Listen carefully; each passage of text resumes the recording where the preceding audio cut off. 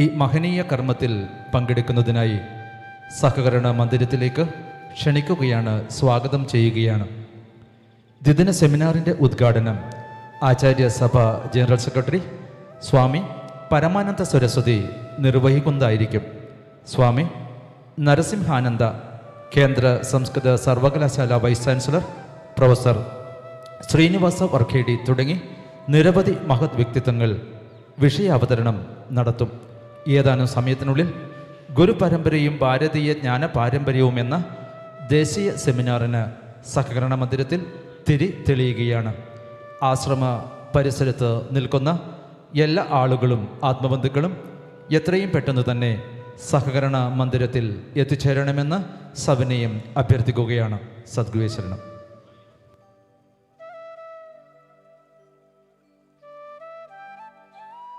Sharanam. This year, the Ashram plays host to a spiritual enclave, a 2-day national seminar on Guru Parampara and Indian knowledge tradition revisited in the emerging national context. Conducted by the Santhigiri Research Foundation, Santhigiri Arts and Culture, and INDIC DHARMA Academy in association with Central SANSKRIT University, New Delhi. The inaugural function for this 2-day national seminar is currently happening in the Sahakarana Mandiram. We request all our dear Atma Bandhus to come to the Sahakarana Mandiram to attend the most awaited inaugural function of the 2-day national seminar hosted by Santhigiri Ashram.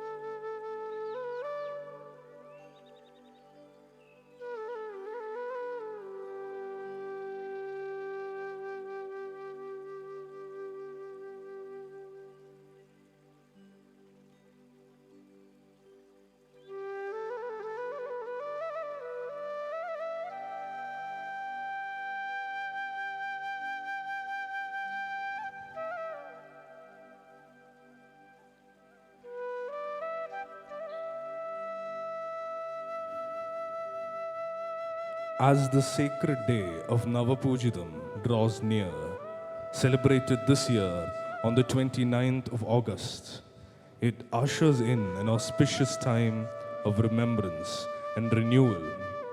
Navapujitam marks the birth anniversary of our revered Guru, born on September the 1st, 1927, under the Chodi star in the Malayalam month of Chingam, a day now consecrated as Janmadina Pujita Samarpanam, filled with heartfelt rituals, including the Deepa Pradakshina and collective prayers.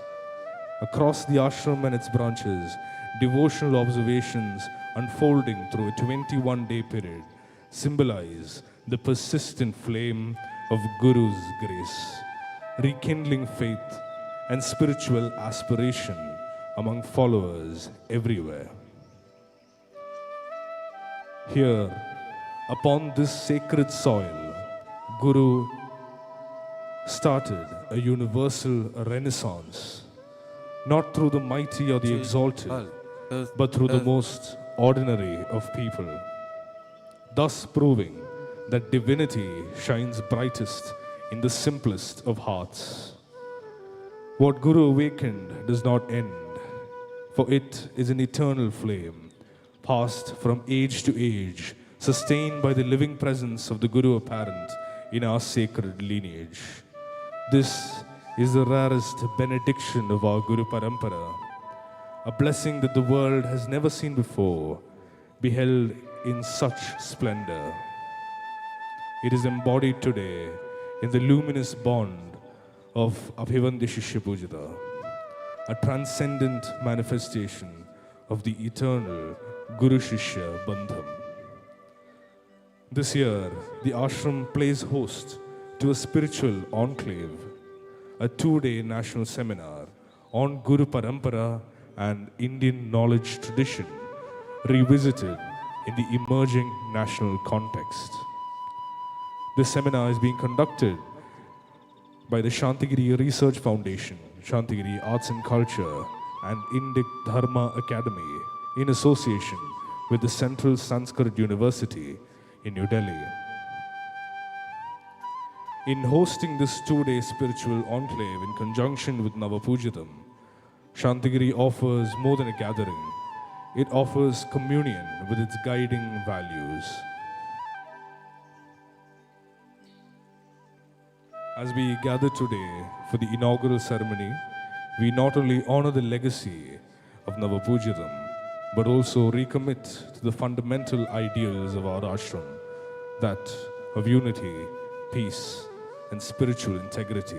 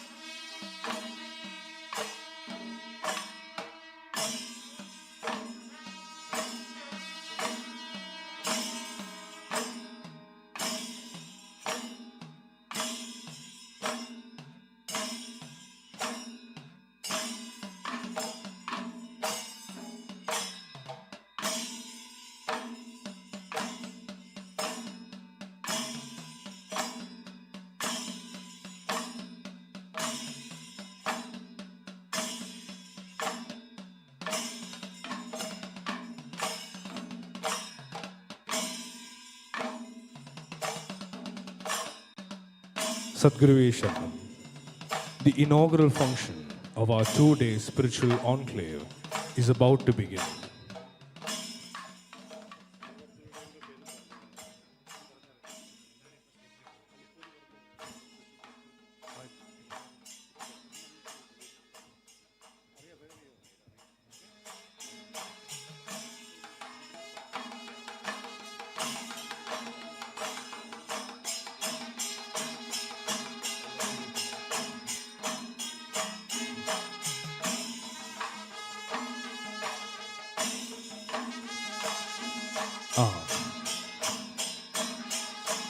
We would like to invite all our distinguished delegates onto the stage.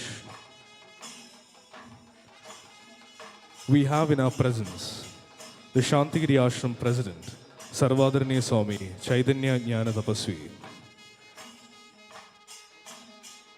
the spiritual head of Satya Chaitanya Ashram Tiruvannamalai, Swami Sri Atmananda, the Secretary of Ramakrishna Mission, Sevashrama, Kozhikode, Swami Narasimhananda,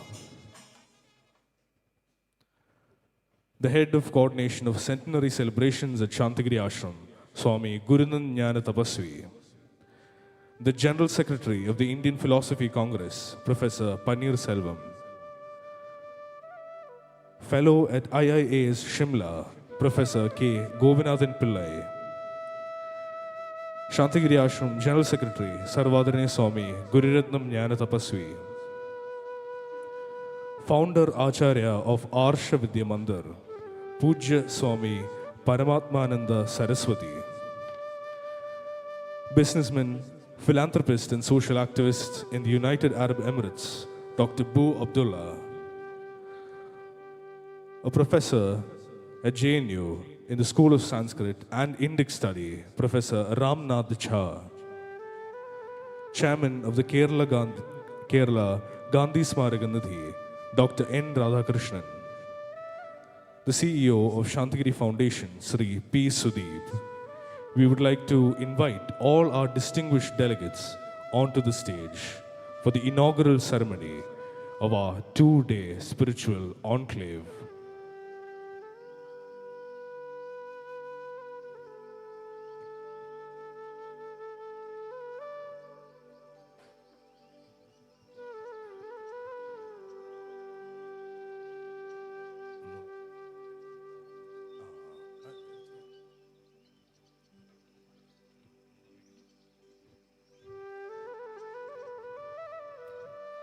The following distinguished delegates have graced us with their presence. Santhigiri Ashram President Sarvadaraniya Swami Chaitanya Jnana Tapasvi, the spiritual head of Satya Chaitanya Ashram in Tiruvannamalai, Swami Sri Atmananda, the Secretary of Ramakrishna Mission, Sevashrama, Kozhikode, Swami Narasimhananda, the Head of Coordination of Centenary Celebrations at Santhigiri Ashram, Swami Gurunand Jnana Tapasvi, the General Secretary of the Indian Philosophy Congress, Professor Panir Selvam, Fellow at IIAS Shimla, Professor K. Govinathan Pillai, Santhigiri Ashram General Secretary, Sarvadaraniya Swami Gururatnam Jnana Tapasvi, Founder Acharya of Arsha Vidya Mandir, Pujya Swami Paramatmananda Saraswati, businessman, philanthropist and social activist of the United Arab Emirates, Dr. Bu Abdullah, Professor at JNU, School of Sanskrit and Indic Study, Professor Ramnath Jha, Chairman of the Kerala Gandhi Smaraka Nidhi, Dr. N. Radhakrishnan, and CEO of Santhigiri Foundation, Sri P. Sudeep. Today, the ashram plays host to a spiritual enclave, a 2-day national seminar on Guru Parampara and Indian knowledge tradition, revisited in the emerging national context.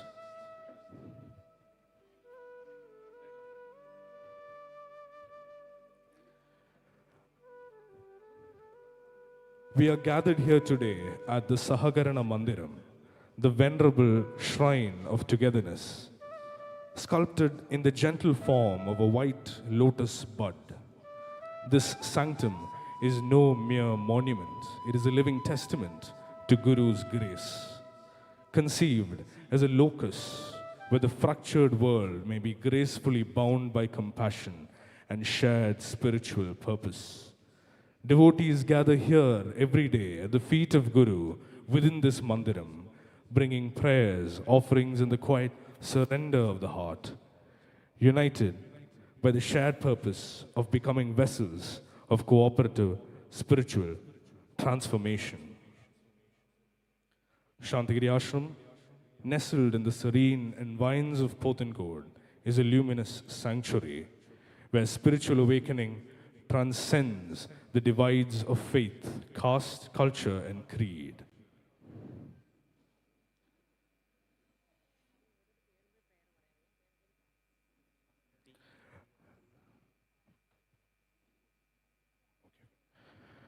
As we gather today for the inaugural ceremony, we not only honor the legacy of Navapujitam, but also recommit to the fundamental ideals of our ashram, that of unity, peace, and spiritual integrity.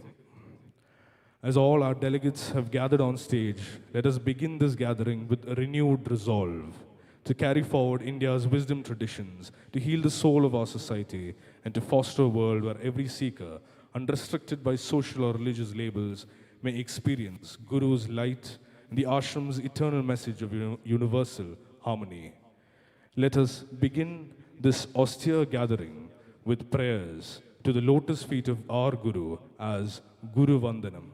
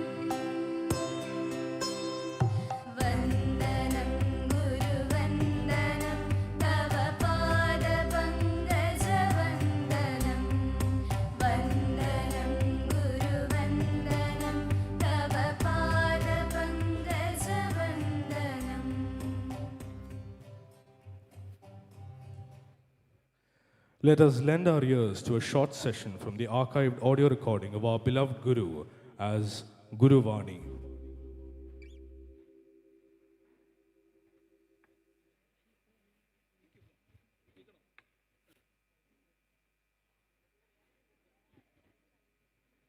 ദ്വൈതം കൊണ്ട് എടുക്കാം.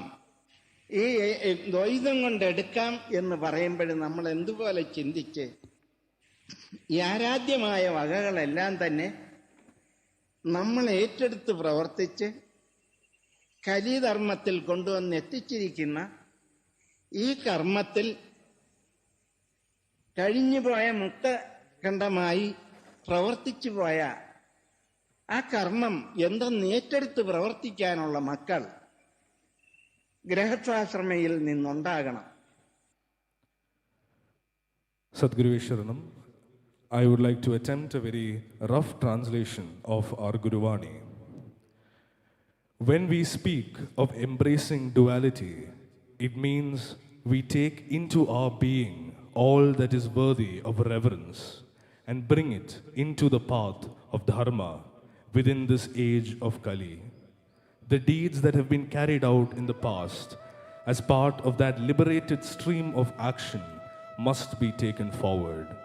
For this, there must arise children from the household, that is, Grihastashrami, who can carry on and live out that karma. Sadguru Sharanam.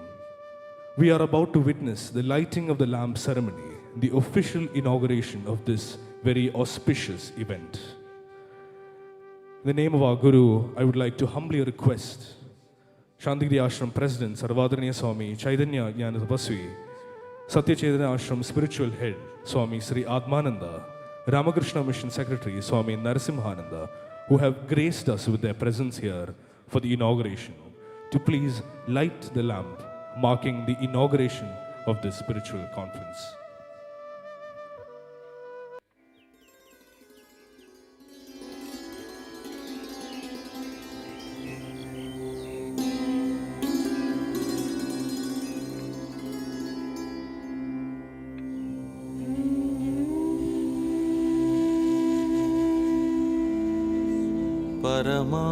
परमाचार्य पद प्राप्तम्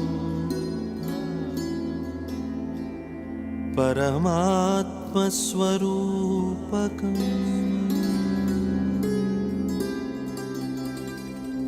करुणाकर गुरुं वन्दे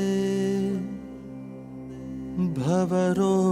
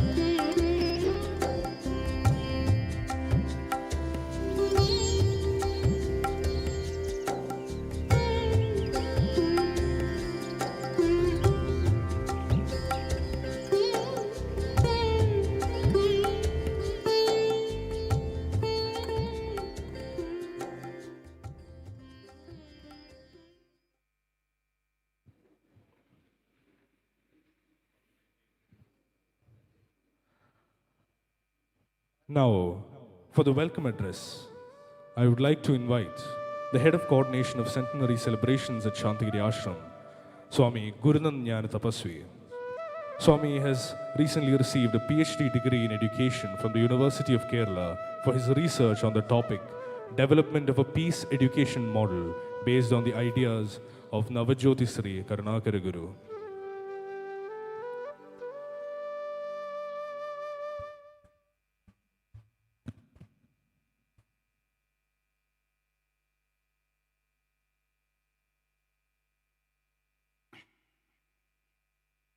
സദ്ഗുരുവേശ്വരനം പരമകാരുണികനായ ഗുരുവിൻ്റെ തൃപ്പാദ പത്മങ്ങളിൽ പ്രണമിച്ചുകൊണ്ട് അഭിവന്ദ്യ ശിഷ്യപൂജയെ സ്മരിച്ചുകൊണ്ട്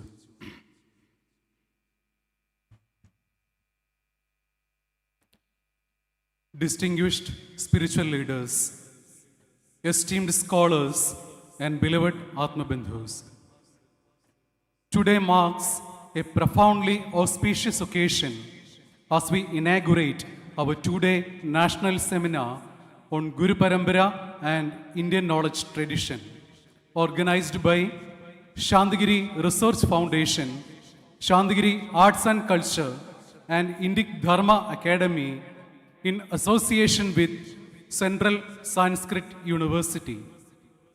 This gathering in Sahakarana Mandiram, Guru's envisioned shrine of togetherness, coincides with Navapujitam, celebrating the birth anniversary of our beloved Navajyoti Sri Karunakara Guru, whose earthly sojourn began on September 1st, 1927.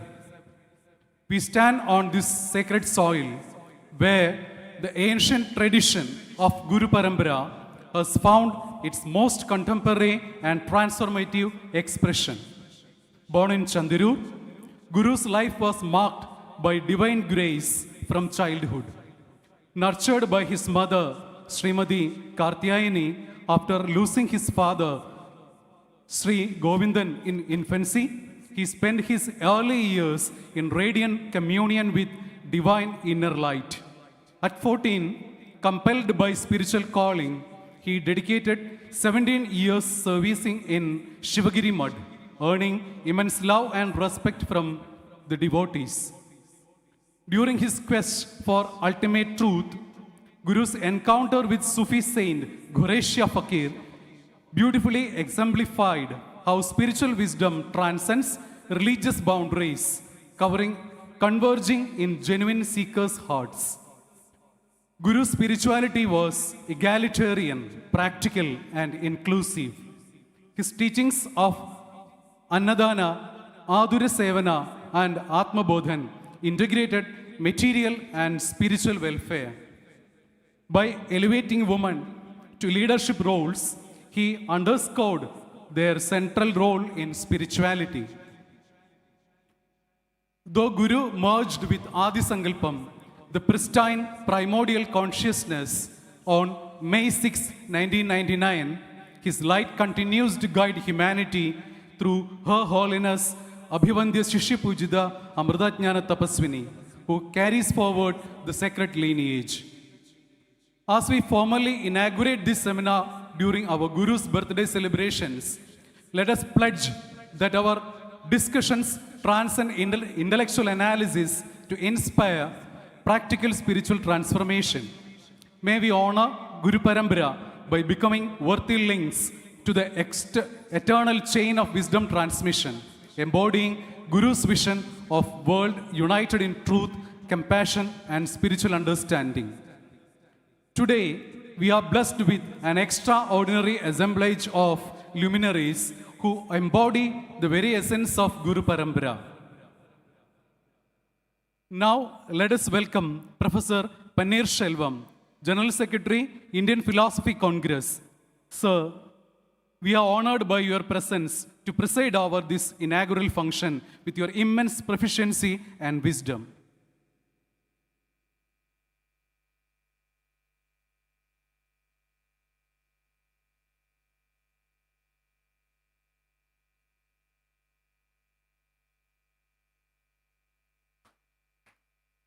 We are sanctified to welcome Sarvadaraniya Swami Chaitanya Jnana Tapasvi, President Santhigiri Ashram. Swami, we draw inspiration from your eloquence on Guru's life and mission. Kindly grace this function through your benevolent and blessed presence.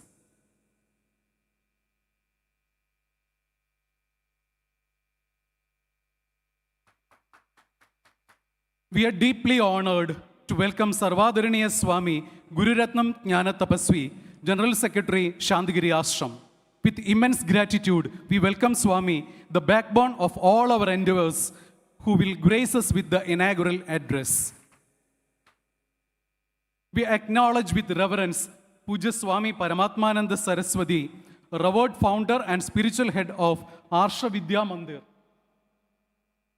Gujarat, and General Secretary of Acharya Sabha.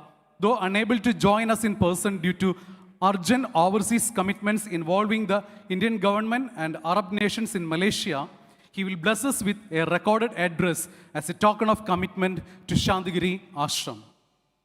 We are privileged to welcome Revered Swami Sri Atmananda, Spiritual Head, Satyachetana Ashram, Tiruvannamalai.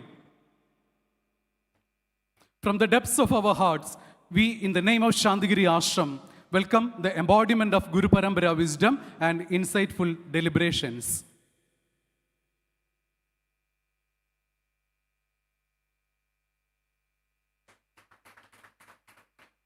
We are highly delighted to welcome Revered Swami Narasimhananda, Secretary, Ramakrishna Mission Sevashram, Kozhikode. It's our privilege to welcome the former editor of Prabuddha Bharata, the monthly initiated by Swami Vivekananda himself. He is a distinguished member of the UNESCO chair in bioethics and human rights, and the accolades are much more.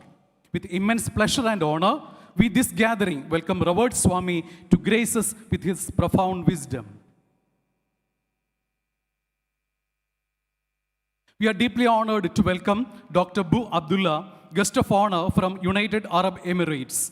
We extend our warmest welcome to the distinguished chairman of Bu Abdullah Group and Group of Business and the Guinness record holder as our guest of honor. We are blessed to welcome Professor K. Gopinatha Pillai, Fellow of IAS Shimla. Our heartfelt gratitude to you, sir, as our esteemed convener whose dedication has materialized as this seminar. We are pleased to welcome Professor Ramnath Jha from JNU, whose pioneering work in Sanskrit studies highly nourishes the modern pursuit of ancient wisdom. Professor, we warmly welcome your goodness to be our keynote speaker. We are grateful to welcome our Kishore Kumar Tripathi ji. He is not a guest but a part of our ashram, and he is associated with the centenary celebrations, and we are working together for a while. From the very depths of our heart, we welcome you, sir.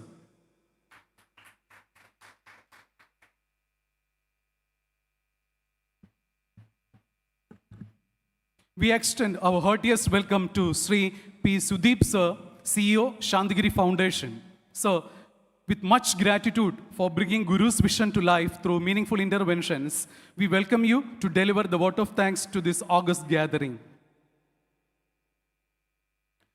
With profound reverence and gratitude, I extend warm welcome to all invited guests, participants, and wisdom seekers to this sacred gathering. Last but not least, I extend heartfelt welcome to the entire organizing team who dedicated themselves, sacrificing their physical comfort and taking sincere efforts for this seminar's successful commencement. As we formally inaugurate this seminar, let us carry forward the light of Guru Parampara by becoming worthy links in the eternal chain of wisdom transmission. Let us pledge to embody Guru's vision of a world united in truth, compassion, and spiritual understanding. May the blessings of Navajyoti Sri Karunagara Guru guide our deliberations and illuminate our path towards realizing humanity's highest spiritual potential. Thanking Guru for this profound moment that I will cherish throughout my life, I offer these words as flowers to the lotus feet of my Guru, Sadguru Sharanam. Thank you, Swami. Now, for introducing the theme of the seminar, in the name of our beloved Guru, I would like to invite to the dais fellow at IIAS Shimla, our esteemed convener and our dear Atmabandhu, Professor K. Gopinatha Pillai. As a fellow at the Indian Institute of Advanced Study and the convener of seminars on Guru Shishya tradition, Professor K. Gopinatha Pillai plays a significant role in reviving Indian knowledge traditions through academic discourse.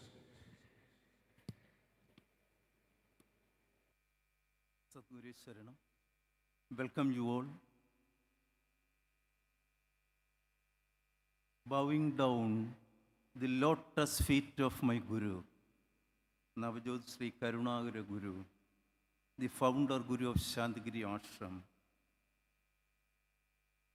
who gifted to humanity a new teaching and a path to address the existential challenges of the time in accordance with Yuga Dharma.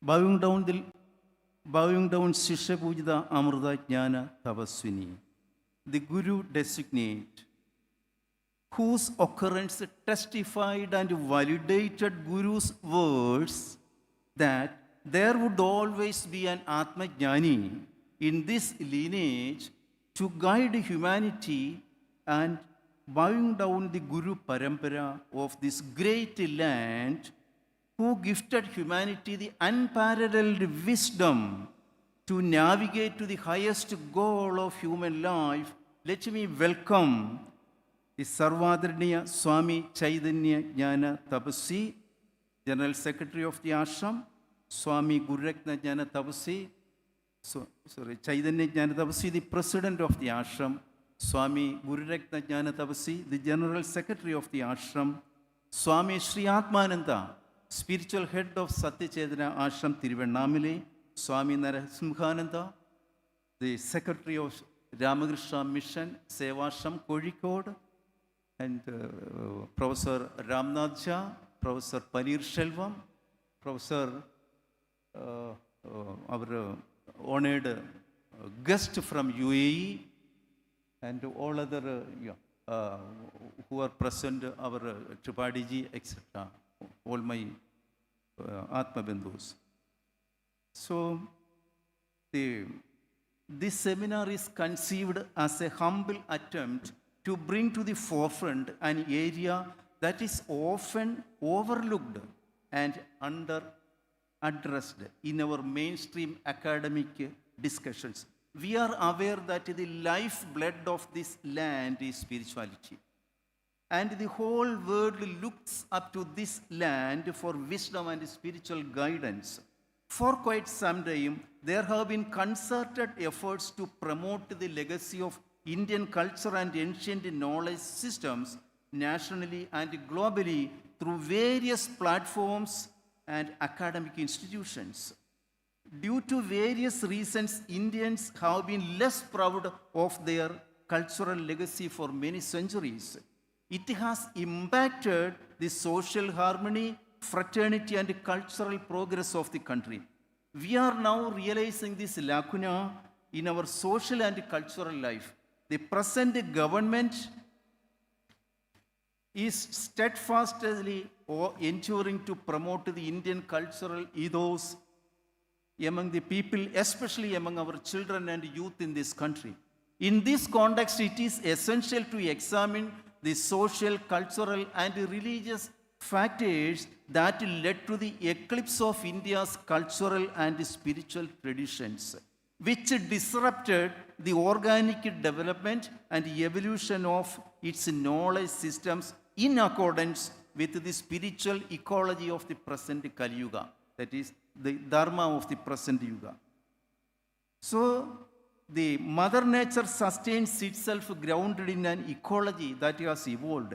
If this ecology is not maintained, there will be ecological calamities that impact all realms of human life. Similarly, our ancient knowledge systems developed and evolved within an ecology shaped by a specific spiritual, social, and cultural environment which constituted the foundation of Indian tradition. It was this tradition that gave rise to the ancient knowledge systems. Therefore, it is essential to rediscover the causative factors that have fossilized our tradition, leading to stagnation and a lack of further development and evolution of Indian knowledge systems, and rectify them to achieve the desired objectives. So therefore, our focus should be on examining the causative factors of the eclipse of the tradition that produced the knowledge systems, and how the underpinning core ideas and spirit of the tradition can be revitalized in accordance with the changing times and climate. So in this context, in 2 days, we will discuss mainly two fundamental themes in 2 roundtables that we organize. The first theme of the roundtable is the causative factors that disrupted the continuity of India's wisdom tradition and its impact on the further development of Indian knowledge systems. There are hundreds of seminars are going on across this country. Professor Ramnath Jha knows it. He is in almost all the seminars and academic professional work. But such themes are less addressed and discussed in our intellectual discourse across India. That is why, because this is a fundamental factor we have to look into. There is a very effective effort to revitalize our knowledge system. But this knowledge system we lost, its development and evolution we lost centuries back. Why? What are the factors that caused this disruption of the development and evolution? This is to be addressed, sir. It is here the relevance of Navajyoti Sri Karunaguru Guru and this ashram's relevance. Because, as I said, there is an ecology. There is in nature we find an ecology. If ecology is disrupted, there is imbalance. In spirituality, there is an ecology of spirituality. In each yuga, there is a specific ecology. Satyuga has got its spiritual ecology. Treta Yuga, Dwapara Yuga has got its spiritual ecology. But in Kali Yuga, what is the spiritual ecology that will align humans with Mother Nature and ultimate godhood? This is to be addressed. This Navajyoti Sri Karunaguru Guru addressed this. What should be the spiritual ecology of Kali Yuga? This is the most unique contribution of Navajyoti Sri Karunaguru Guru. He exposed his expositions on this ecology. What should be the spiritual practices, faith, worship systems, and ethics of this yuga?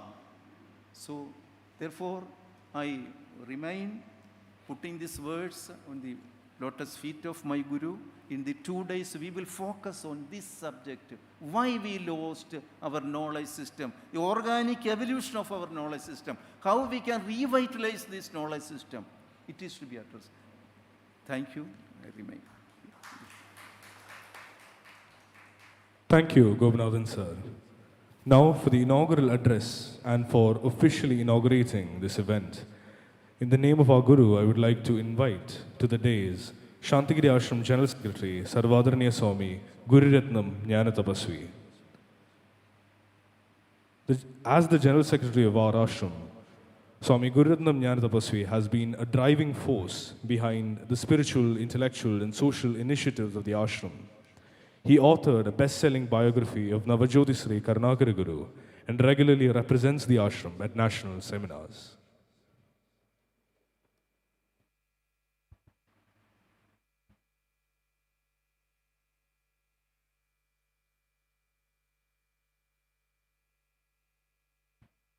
Om Sri Karunagara Guru Parabrahmane Nama. Om Sri Karunagara Guru Satyapradaya Nama. Om Sri Karunagara Guru Adiva Satyapragachaya Nama. Om Sri Karunagara Guru Adiva Satyapragachaya Nama. Om Sri Karunagara Guru Adiva Satyapragachaya.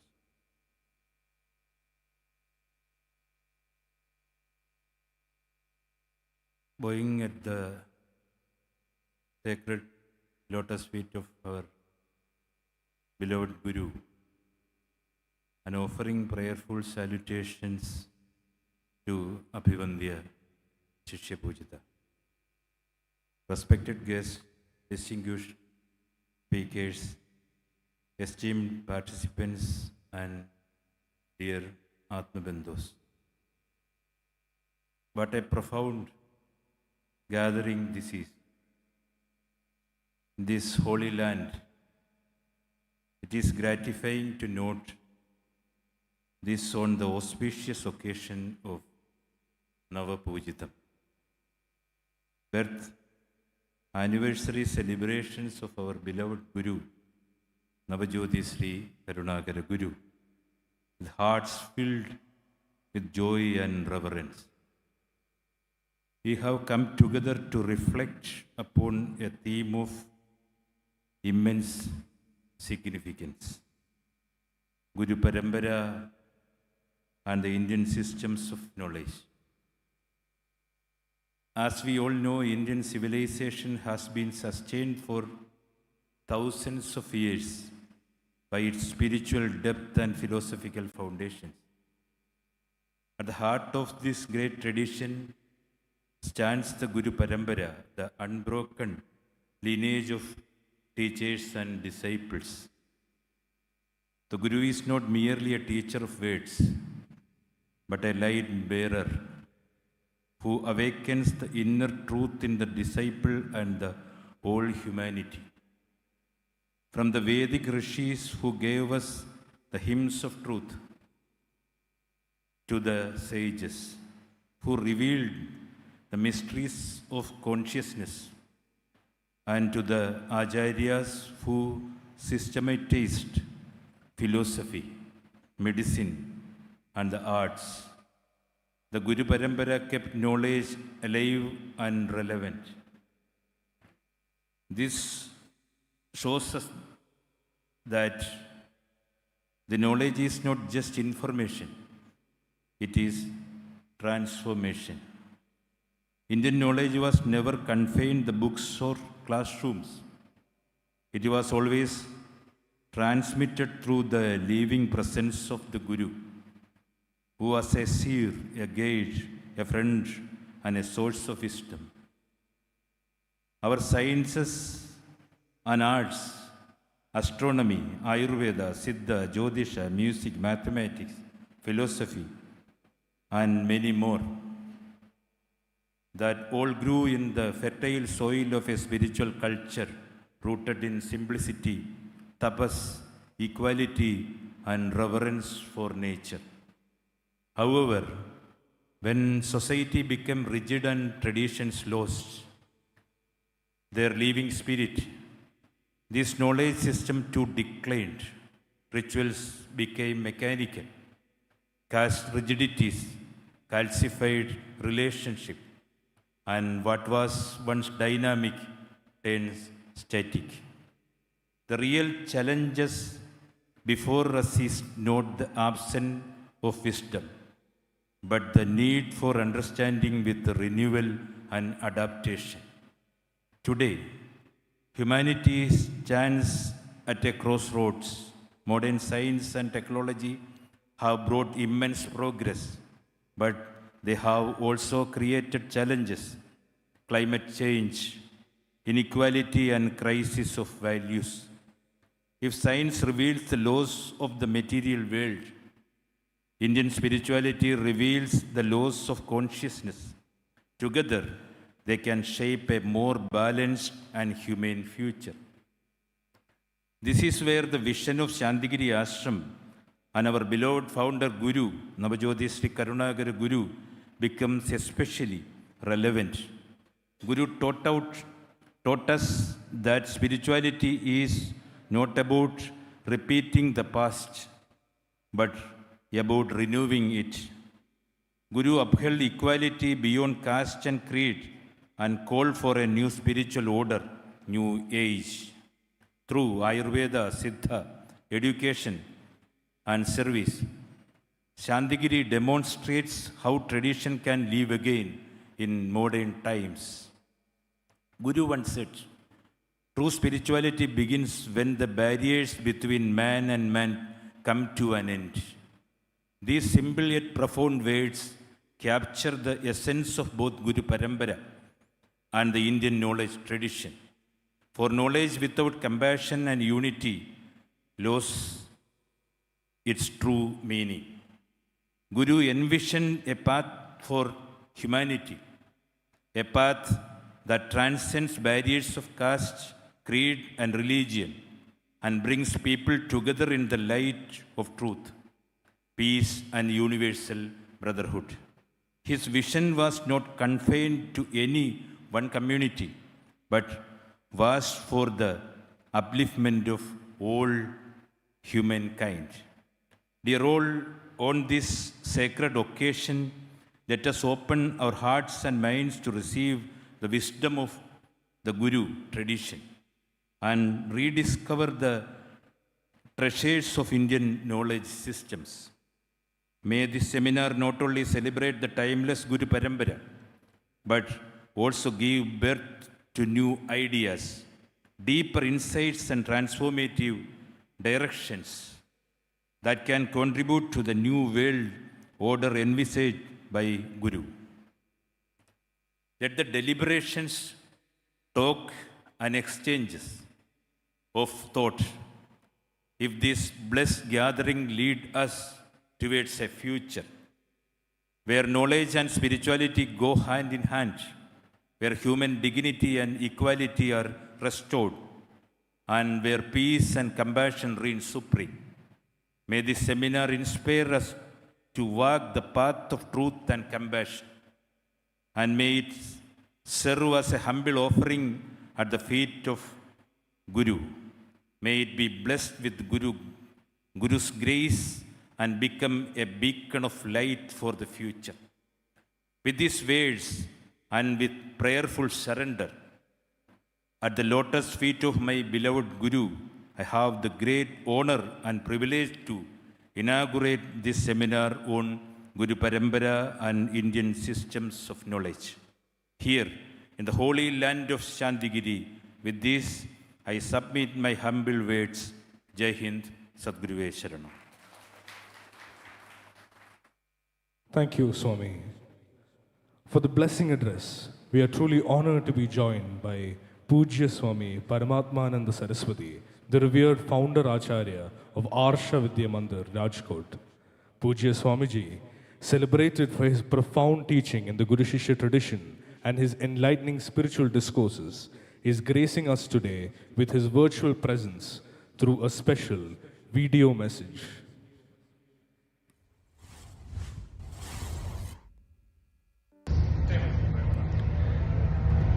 The life, human life, was divided into 4 stages known as Brahmacharya Ashrama, Grahastha Ashrama, Vanaprastha Ashrama and Sannyas Ashrama. Each figuratively 25 years. And these 2 ashramas, Brahmacharya and Sannyasa, are ashramas committed to pursuit of knowledge. Sannyasya jnanameva ashraya. Having taken to sannyasa, one should study Shastra.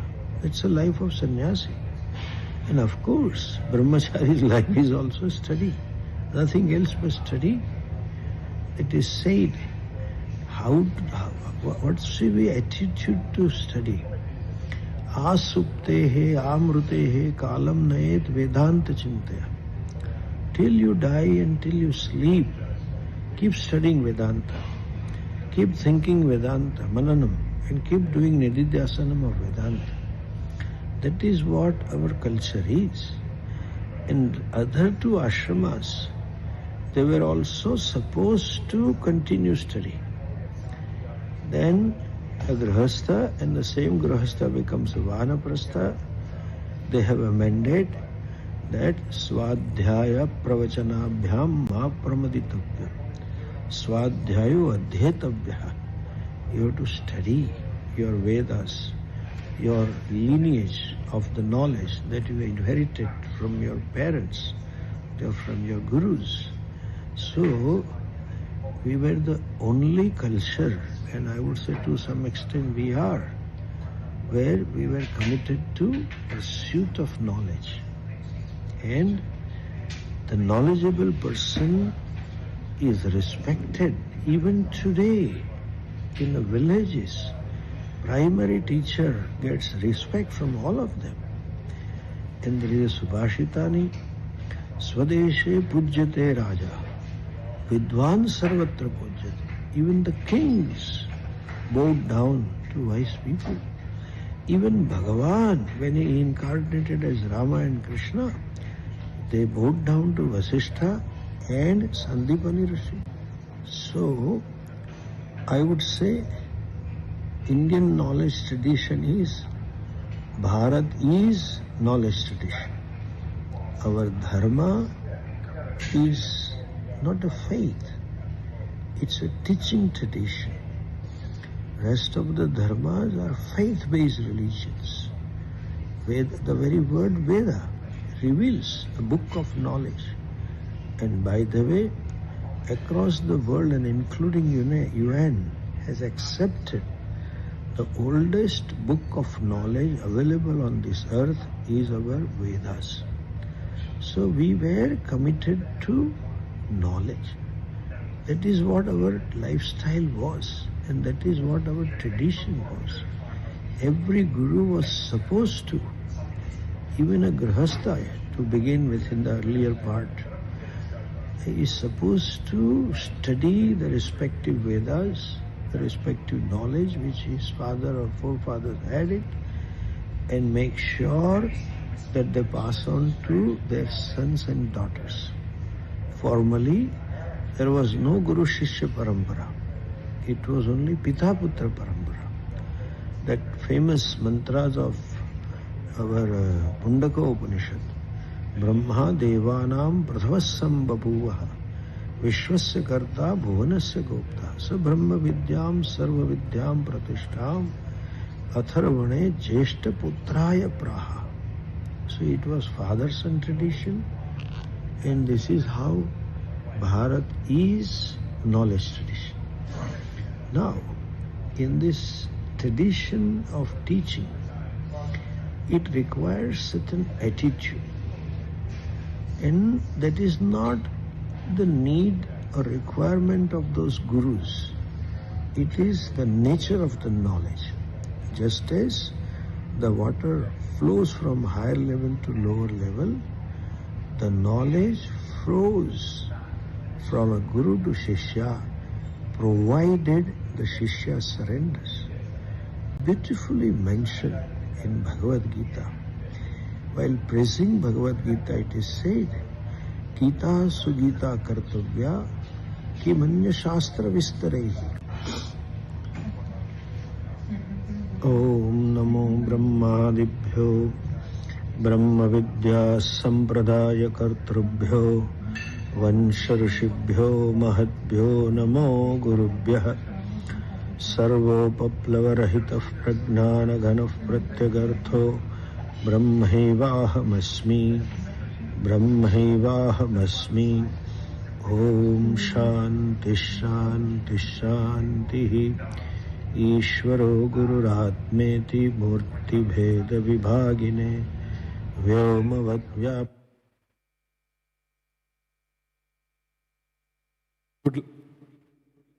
We would like to thank our esteemed Pujya Swamiji for his virtual presence.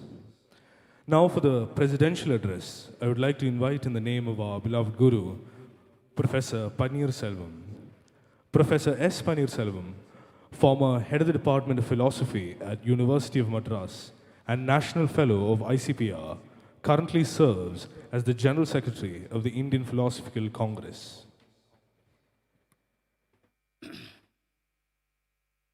Guruve Saranam.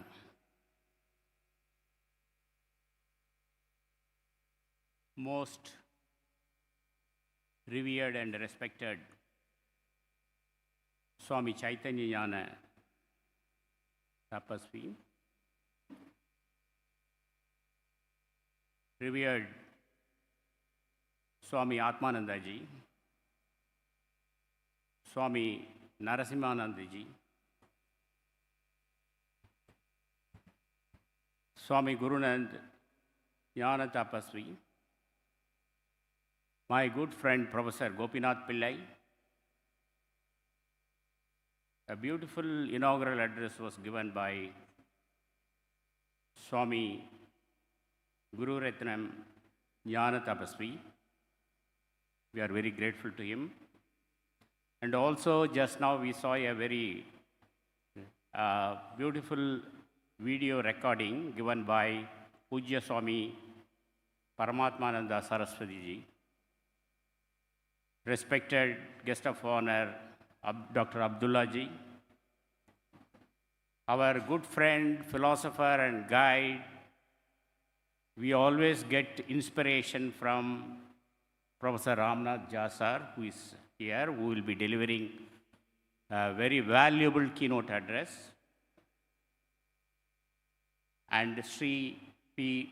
Sudeep ji, Professor Lakshmi Padi ji, and many devotees of Sri Karunagara Guru, and my dear friends.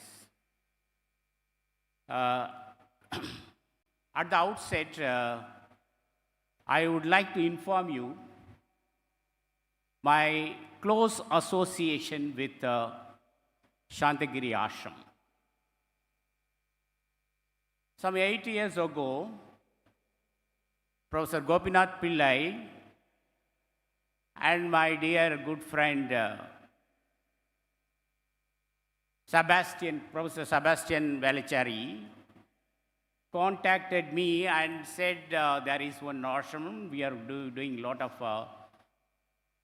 philosophy, and also we are connected to the spiritual wisdom of Sri Karnagara Guru.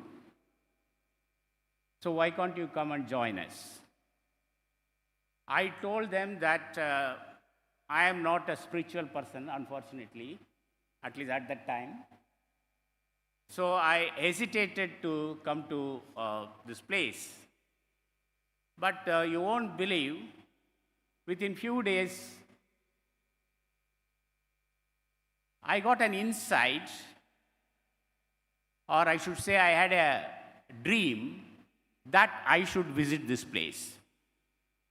So I wrote to my good friend Gopinath ji saying that I would like to come. And from that time onwards, I am coming regularly. And we have conducted number of seminars in this great spiritual ashram. And our professor S.R. Bhatt was very closely associated with this ashram.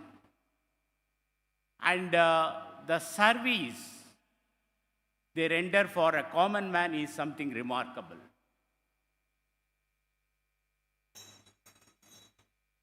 That is a great, I should say, the spiritual message which Sri Karnagara Guru gives. I remember the words of Swami Vivekananda. Swami Vivekananda once said, I do not believe in a religion which cannot wipe out the tears of a widow or which cannot bring a loaf of bread to an orphan's mouth. This is how a philosophy should be. This is how a Swamiji or a spiritual leader should have an affiliation or link with the common man. And in this ashram, I have come across a lot of devotees who are very simple and they are so much dedicated to this ashram. This is something really remarkable. And when a few days ago, when Gopinath ji contacted me and said, we are going to have a Guru Jayanti, then I said definitely I would be here. So this opportunity, first of all, gives me, it gives me an opportunity to meet all spiritual people and also listen to some of the great speakers like Atmananda ji and other gurus who are here, and my good teacher, Professor Ramnath Jha, and others. So let me very briefly, I have been given 15 minutes, and I hope, because you need more and more time to talk about Karnagara Guru. But I'll restrict myself because there are very eminent philosophers and spiritual leaders who are going to talk now. So I'll restrict myself to some of the philosophical implications which we can receive from Sri Karnagara Guru. In fact, I have written a very lengthy paper. The title of the paper is Contextualizing Sri Karnagara Guru in Indian Knowledge System. I will not bore you by reading full paper. I'll just give some key points which I would like to share with you. Now, this Guru tradition is one of the cornerstones of Indian philosophical tradition from the Vedic time onwards. Because if you read the history of Indian philosophical tradition, one can say there are three important periods. One is the Vedic and the Upanishadic period. Then second is the Bhakti period. And third is the contemporary period where we can place thinkers like Karnagara Guru, Narayana Guru, Eluthachan, Tattambi Swamigal, and many others. And also, we can also place thinkers like Swami Vivekananda, Sri Aurobindo, and many others. So, the Guru tradition is the cornerstone of Indian philosophical tradition, which has started from Vedic times up to the present. Perhaps I would say that this is the uniqueness of Indian philosophical tradition and culture. I read, this is a message of Sri Karnagara Guru. And Karnagara Guru says that a liberated Guru is the embodiment of Brahman. And we can see how Guru had a close and intimate relation with the disciples. Many of, we can cull out the philosophy of Sri Narayana Guru by looking into the dialogue he had with the disciples. And I'm very happy that our coordinator, Professor Gopinath Pillai, has chosen a very beautiful theme, the Guru tradition. That is something very important. So the significance of Guru tradition is very much present in Indian knowledge system. We can give plenty of examples. For example, in the Advaitic tradition, we see the identity of the individual self with the Supreme Self, that is Atman with the Brahman. It is somewhat similar, I would like to say somewhat similar to Karnagara Guru's understanding of the identity of Guru and Brahman. And the most important dictum of the Guru's teaching goes as follows. Word is truth, truth is Guru, and Guru is God. So a Guru, according to him, must possess vigilance of a very high order. Karnagara Guru says that only a Guru who has seen both, this is a very beautiful point. When I read it today morning also once again, I was amazed. He says that a Guru has seen both the errors and righteous actions of humanity till today. And in Guru, we vest all the powers for the future generation. And the best way, in Indian philosophical tradition, it has been emphasized, the best way to know God is through the Guru. Because it is by the presence of a Guru, the various elements of experience are connected. This means the various experience of life is properly connected by Guru, which will help the individual to perform a particular action. And also our Guru has emphasized the significance of faith. I would say the basic principles, one of the basic principles perhaps of Indian philosophical tradition is faith. Though we celebrate reason is also important, we know that reason has its own limitation. Because logic, all of us know, has its own limitation. But without faith, the supreme truth can never be understood. So the faith and reason are not opposed to each other. What we are trying to say is that reason is important, no doubt, but reason has its own limitation. That's why it is said that to realize what we conceive as God, Guru says that God can be known through your faith. And also, another significant point which I would like, today we are going to have a very beautiful and important session, the afternoon, I think, round table. That is about why Indian wisdom appears, it appears as though we have lost the significance of Indian wisdom. It is because of the main reason that we have been influenced by the Western tradition or Western model. This is a basic problem in Indian tradition.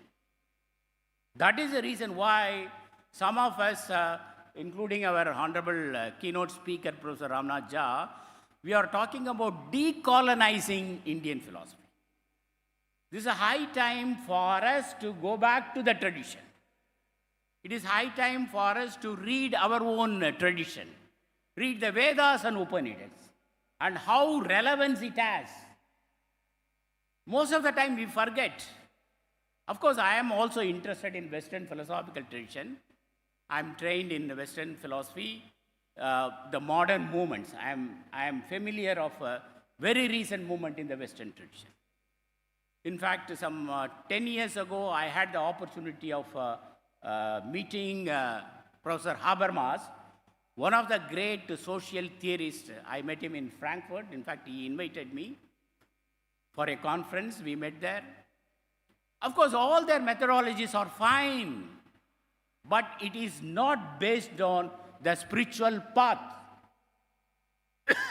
But we try to imitate the West. We try to say that Western methodology is fine. Of course, it is fine, no doubt. But we have our own methodologies. Look at the Indian knowledge system, Indian knowledge tradition. Now, we are talking about that in detail nowadays, especially in the new, National Education Policy 2020. We are given new methodologies for understanding the education. In fact, the philosophical elements are highlighted in the education policy. So this means, what I'm trying to say in short is that this is a high time for us to go back to our tradition, the spiritual tradition, the tradition which has given life to all of us. In fact, tradition is something very, very important for us. One cannot neglect the roots. I remember the famous words of Professor K.C. Bhattacharya. One of his articles, Swaraj and Ideas, says that we have been often guided by the Western ideas. We borrow concepts from the Western tradition. But our tradition is richer. We cannot neglect that, because if we fail to understand the significance of Indian tradition, Indian culture and values, then we are lost. We have lost our roots. But this is what is happening in India. So this is a high time for us to go back to the tradition. Tradition is that which connects the past, present with that of the future. So all these three are interrelated: past, present, and future. And tradition is a connecting link. So this has been emphasized by our great acharyas, gurus, and social reformers like Sri Narayana Guru and many others. So let us read our own thinkers. Let us read how the spiritual path has evolved from the Vedic and the Upanishadic time, how we relate it to the present day world. I'll take just 1 minute and then complete. Because this is very this is very important, because I always feel that there is a necessity for us to link the past with that of the present. That's why I said there is a need for contextualizing a philosophy. Sorry for troubling you. By contextualizing, I mean, how do you relate the past with the present? Because it alone can take us to the future. So Sri Karunagara Guru's philosophical outpourings, I would say, is something which is based on spiritual wisdom. That spiritual wisdom cannot be ignored. And the path which he has given is something which can elevate, which can take us to the higher frame of life. So if we think that the material life is enough, then we are only half human being. The purpose in human life is to attain the values which are assigned to you. Because basically human being is a spiritual human being. We are spiritual by nature. But most of the time we are attached to all material. Of course, they are very important. But at the same time, we cannot forget the roots. That is very important. And great acharyas and great gurus like Karunagara Guru they are given the direction. So it is high time for us to follow their path so that humanity can be saved. Thank you very much.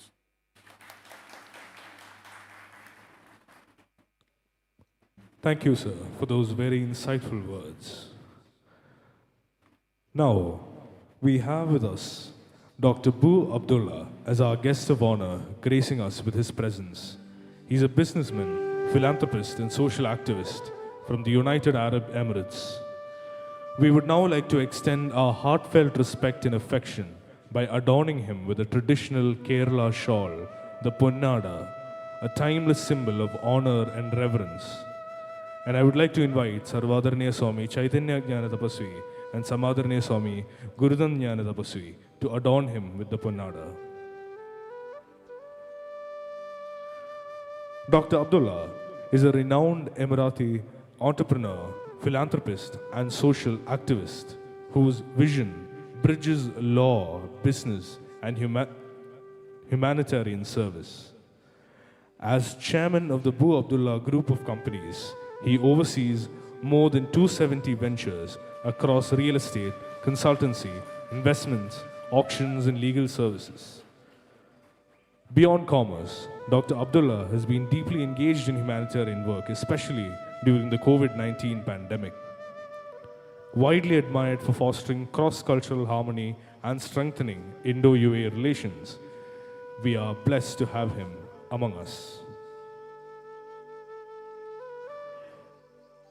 Thank you, sir. Now, for the signature address, I would like to invite the spiritual head of Satyachetana Ashram from Tiruvannamalai, Swami Sri Atmananda, founder and guiding light of the Satyachetana International Spiritual Movement. Swami Sri Atmananda attained realization at Arunachala and has since propagated yoga of Bhagavad Gita and Veda. He leads the movement through multiple organizations, including Divine Mission, Satyachetana International, and University of Spiritual Education. Based now at Satyachetana Ashram in Tiruvannamalai, he continues to guide Vedic scholars through several projects such as the Veda Commentary, the Veda Vidya Gurukulam, and the Dictionary of Scriptures.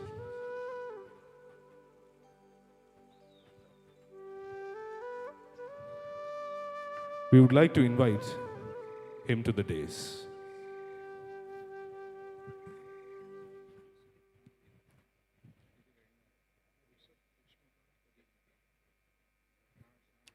Vasudeva Sutang Devang Kanchachanuramardhanang Devaki Paramanandang Krishnang Bande Jagadguru. All glory to Gurudev. My soul's pranam to the Sadguru Karunakaranishi, and my humble pranam to all the Mahatmas sitting here.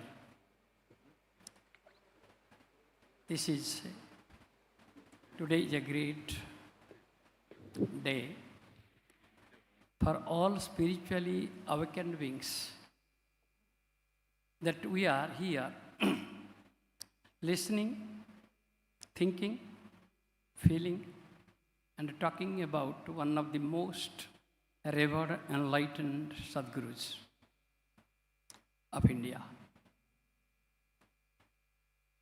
This is my third visit to this place. And when first time I came a few years back, I knew nothing about this ashram or this Gurudev. But prompted by divine will, I came here. And something I discovered which surprised me, that every word that I was reading while I was going through this ashram, every word that was there on the wall was reflecting my own life, my own sadhana, my own realization. I felt perhaps this is the place where I have come many a time, or maybe this is this Sadguru with whom I have established my own union. This way, Santhigiri Ashram for me is like a homecoming. I feel very grateful to the Mahatmas who have invited me to come here. But I don't need an invitation to come here. I feel just a call is enough for me. So we are here today going to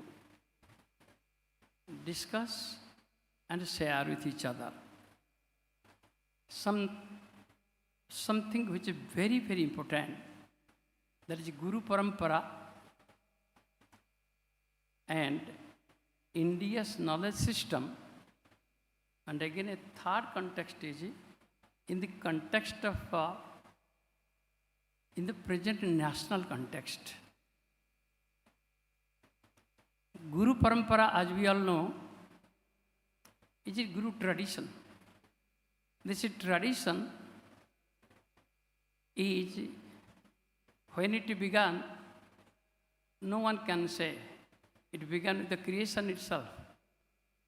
When we are every day doing this, Guru Puja, we say Narayanang Padma Bhavang Vasishtang, and ends with this Shankaracharya ji, and then our own Gurudev. It is the Guru tradition.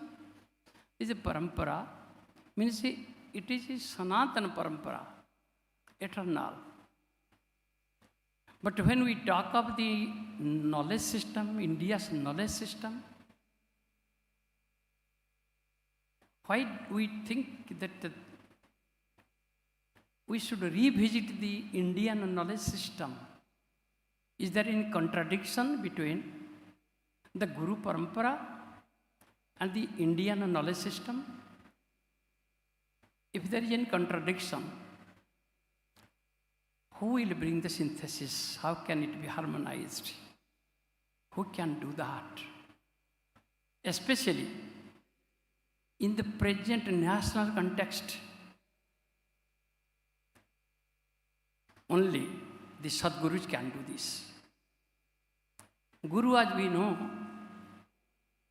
is not a human form. It is the force that gets manifested through a form. And what is that force? That force is the force of harmony.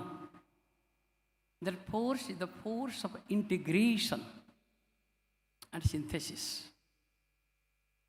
That force, when manifested, either through guidance or through teaching or through transmission, if all these are happening simultaneously, then only we can say that we are getting connected with a Sadguru. Because in Bhagavad Gita, Lord Krishna himself has said that you should receive this guidance, this teaching from someone who is a Tattvadarshi, means who is enlightened. And a Tattvadarshi, he gives further, simplifies it, that a Tattvadarshi is one who has gone through the experience of all that is transitory and also is established with the awareness that is eternal. Na sato vidyate bhavo, na bhavo vidyate sataha. So the Sadguru about whom we are listening today, thinking, was such a Sadguru who had gone through the entire process of this human experience and also was established in the eternal awareness. This is why not only he is the Guru of the whole humanity, but also he has made this a holy place, a place of pilgrimage of all the awakened yogis, santas, mahatmas, jnanis. So, this Indian knowledge system needs to be reinterpreted as per the spirit of the time. Because our scriptures are eternal. Veda, Vedanta, Upanishad, these are eternal, timeless. But we need to understand it in the spirit of the time in which we live. That is why when Lord Krishna said that this eternal, imperishable path I revealed to Vivaswan, Vivaswan to Manu, Manu to Ikwaku, immediately one who was not having direct experience of these people, but who had heard about them, read about them, immediately he asked, his mind asked, how can you show this? How can you teach this? They are before you. That is the time Lord Krishna said. Neither they were before me, nor I were after them. Not only that, they were not also before you, nor you are after them. We all are here always. We all were here always. We all shall be here always. Then what changes? The change is this time that we move from one cycle of consciousness to another cycle of consciousness. Evolution. This is why we lose our awareness. Lose our awareness. And when we lose our awareness of the eternity, eternal, someone who is established in this eternal consciousness comes and shows us the way, the path, how we will also reach that eternal consciousness. This is the reason, even our Vedas says, that the rishis, they worship, invoke, glorify, pray to the same God in every ages. Agni purvevi rishivi idyo nutanirutaha. So we are always, we are never we are delinked from our scriptures due to the compassion and love of our great scholars and acharyas. This is India's knowledge system. This is the parampara, the tradition that is handed over to us.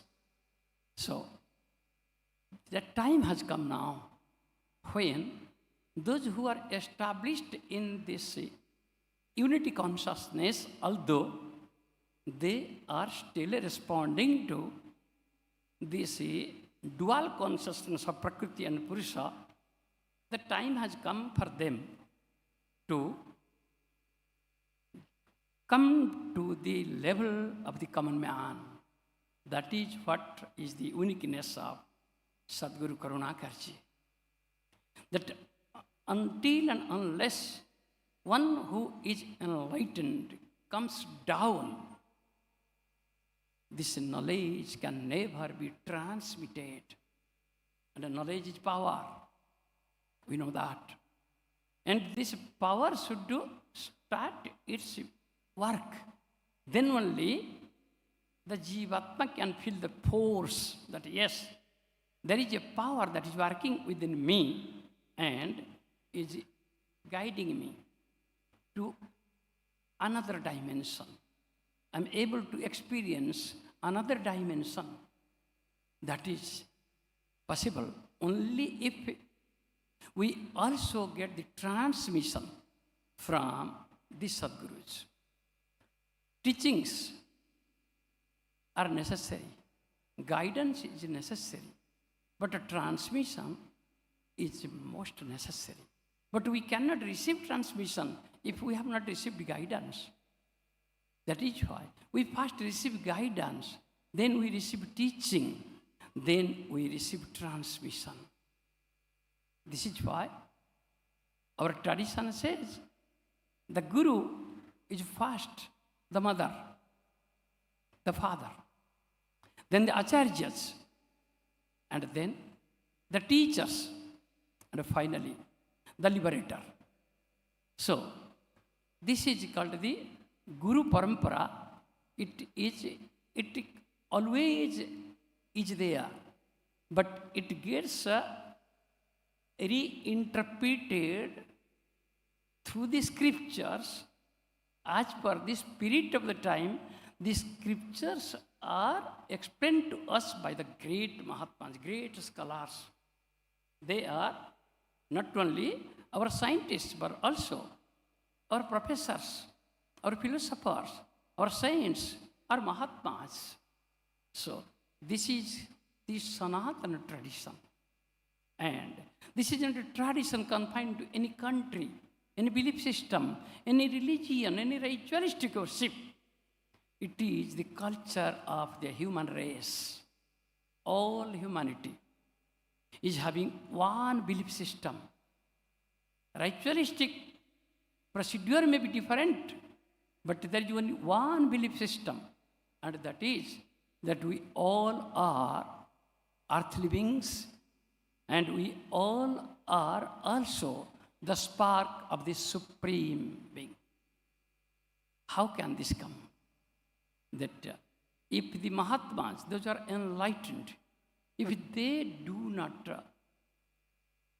come to the grass level, it cannot be transmitted. If simply we will be confined, if we will confine ourselves only to the scriptural interpretation, we will be only scholars. And to be a scholar is not a small thing. But we just now listen from the great Mahatma Ji. Vidwan sarvat pujyate. A scholar is respected everywhere. But we should not aim to just be a scholar. We should also aspire to be a seer, a rishi. Because a rishi only can know what is Rita, what is Satya. So, this is what we are going to discuss, debate, and create great acharyas, actually, literally, putting on the human robe. Mahatmas are here. I have visited many universities, listened to many great professors, and I felt at my heart that outer robe is a professor, but here he is actually a Vedic seer, because through his words, his transmitting, and through his logical analysis, he's making me understand what is so difficult concept, and also through his personal conduct, sharing, the way he talks, the way he sits, the way he acting, the way he's reacting, he's also transmitting. India is a so blessed country that in our villages, in our family, in our colleges, in our universities, even in our factories and fields, we come across such great seers. We are not able to recognize them many a time. Why? Because when we are in this surface consciousness, we are covered by the three layers of Prakriti. But if we will receive the transmission of enlightened Mahatmas, we will be able to also receive by ounce and drops their own realization, and that will connect us with great Mahatmas, those who are in our colleges, schools, universities, fields, farmers, even in shopping malls. Today, I had gone to purchase something from the shopping mall, and there one young man was sitting. I was just feeling what a harmony. Is he transmitting harmony? This is possible only because mall, the shopping mall is within the vicinity of an enlightened Sadguru's transmission. So, the point is what we are going to deliver today, discuss today, it is a rare opportunity that so many great Mahatmas are here, we will be able to listen to them. That what is the Guru Parampara and what is the present, what is the eternal India's knowledge system, and what is the challenge before us in the present national context. We cannot rewrite a scripture. Scriptures can never be written because these are revealed. Anything that is written is not a scripture. It is a commentary on a scripture. But here we have great Mahatmas who will make us understand how to interpret a scripture in the harmony between religions. There should be integration of the belief system.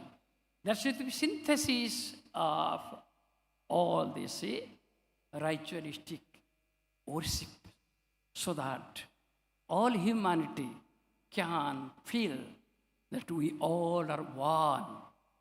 We are not divided. We are not separated from each other. We are one, like the many branches of a mighty tree. We all are one. This is what actually we are going to receive from the great Mahatmas. I am a very small man when I ever here, because they are great sannyasis, great Mahatmas, great professors of philosophy, and I'm just a small man. I have only an ounce of realization, and that has made me always feel my unity among you all. I never feel that I am different from any one of you. The only difference is, if at all, that I simply remain in my own state where I feel that the whole universe is in me and I am in the whole universe.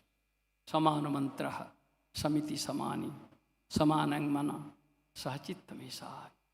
This is the ideal for which I live, and I express my deepest gratitude and my humble pranam to all of you for coming here and giving me the opportunity to be with you all and to also receive your transmission.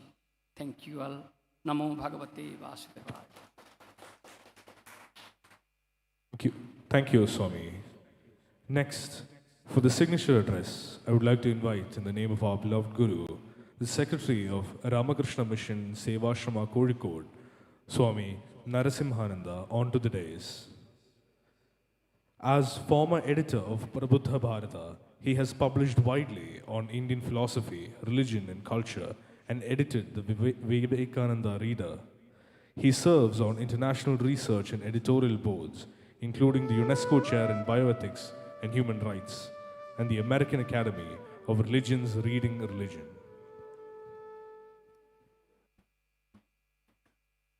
Om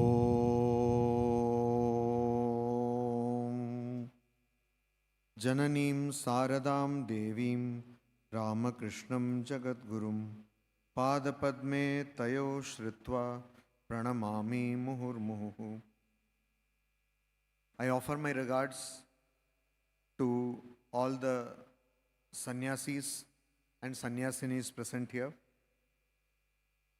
and my namaskars and best wishes to the organizers of this two-day conference on Guru Parampara and Indian knowledge tradition, and also to all the delegates and the paper presenters who have come here, and to the teachers, gurus who are participating in this conference, in this seminar. Of late, as we all know, there has been much discussion, much rigor, reinvigoration of Indian knowledge systems or Bharatiya Jnana Parampara. And in this tradition, this seminar makes much meaning. And as Professor K. Gopinathan Pillai, while presenting the theme of the seminar, was saying, one of the objectives of this seminar is to find where we went wrong or what are the problems which we need to correct. India or Bharat is an old civilization. There is no history book which can trace the beginning of this civilization. We know of many civilizations which have died, but it is not without reason that we call our civilization Sanatana.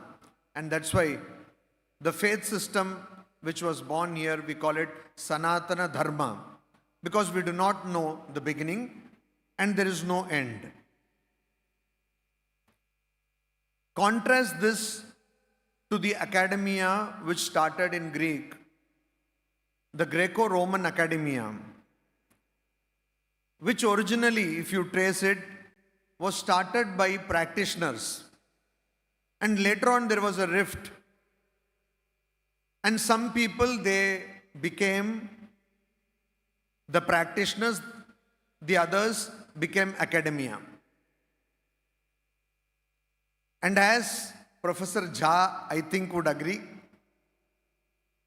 though we have many professors of Sanskrita, professor of Hindi, we have all been schooled in the framework of European academia.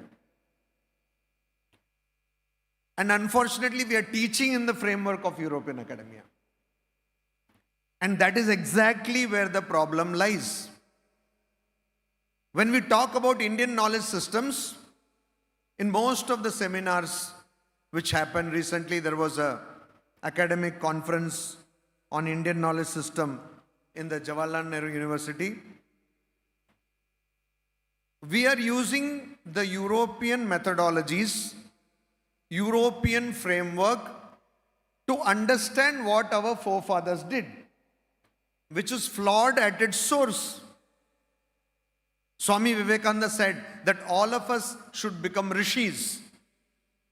He echoed the sentiment of Sayanacharya, who in his introduction to the Rig Veda Bhashya says, Rishayah mantra drashtarah. Who are rishis? Rishis are those who have seen the mantras, seers of mantras. Swami Vivekananda wanted us all to become that. And that sentiment is echoed by Bhagavan Sri Krishna in the Bhagavad Gita in the 6th chapter, where he says, when he talks about a perfect soul, a person who has realized oneself or realized God, he says that Atma, that person is Jnana Vijnana Tripta. A person who is content not just by Jnana, but also with Vijnana. This combination of Jnana and Vijnana is what is our culture. And today you see, today we have many engineers without job. We have many trained teachers without job because they have, I suppose they have, Jnana, but they don't have Vijnana. They don't have the knowledge of practice or praxis. They have the knowledge of the books. And this we have inherited. We have imitated from the West. And that is credential fetish, an obsession for credential. We want to flaunt degrees without understanding even a word of those books. And that is exactly where the problem lies. So, I think it would help us much if we focus on addressing this issue of how to understand the ethos and the spirit of our ancient Indian texts, both philosophical, spiritual, religious, and material texts. That is another important thing I want to highlight here.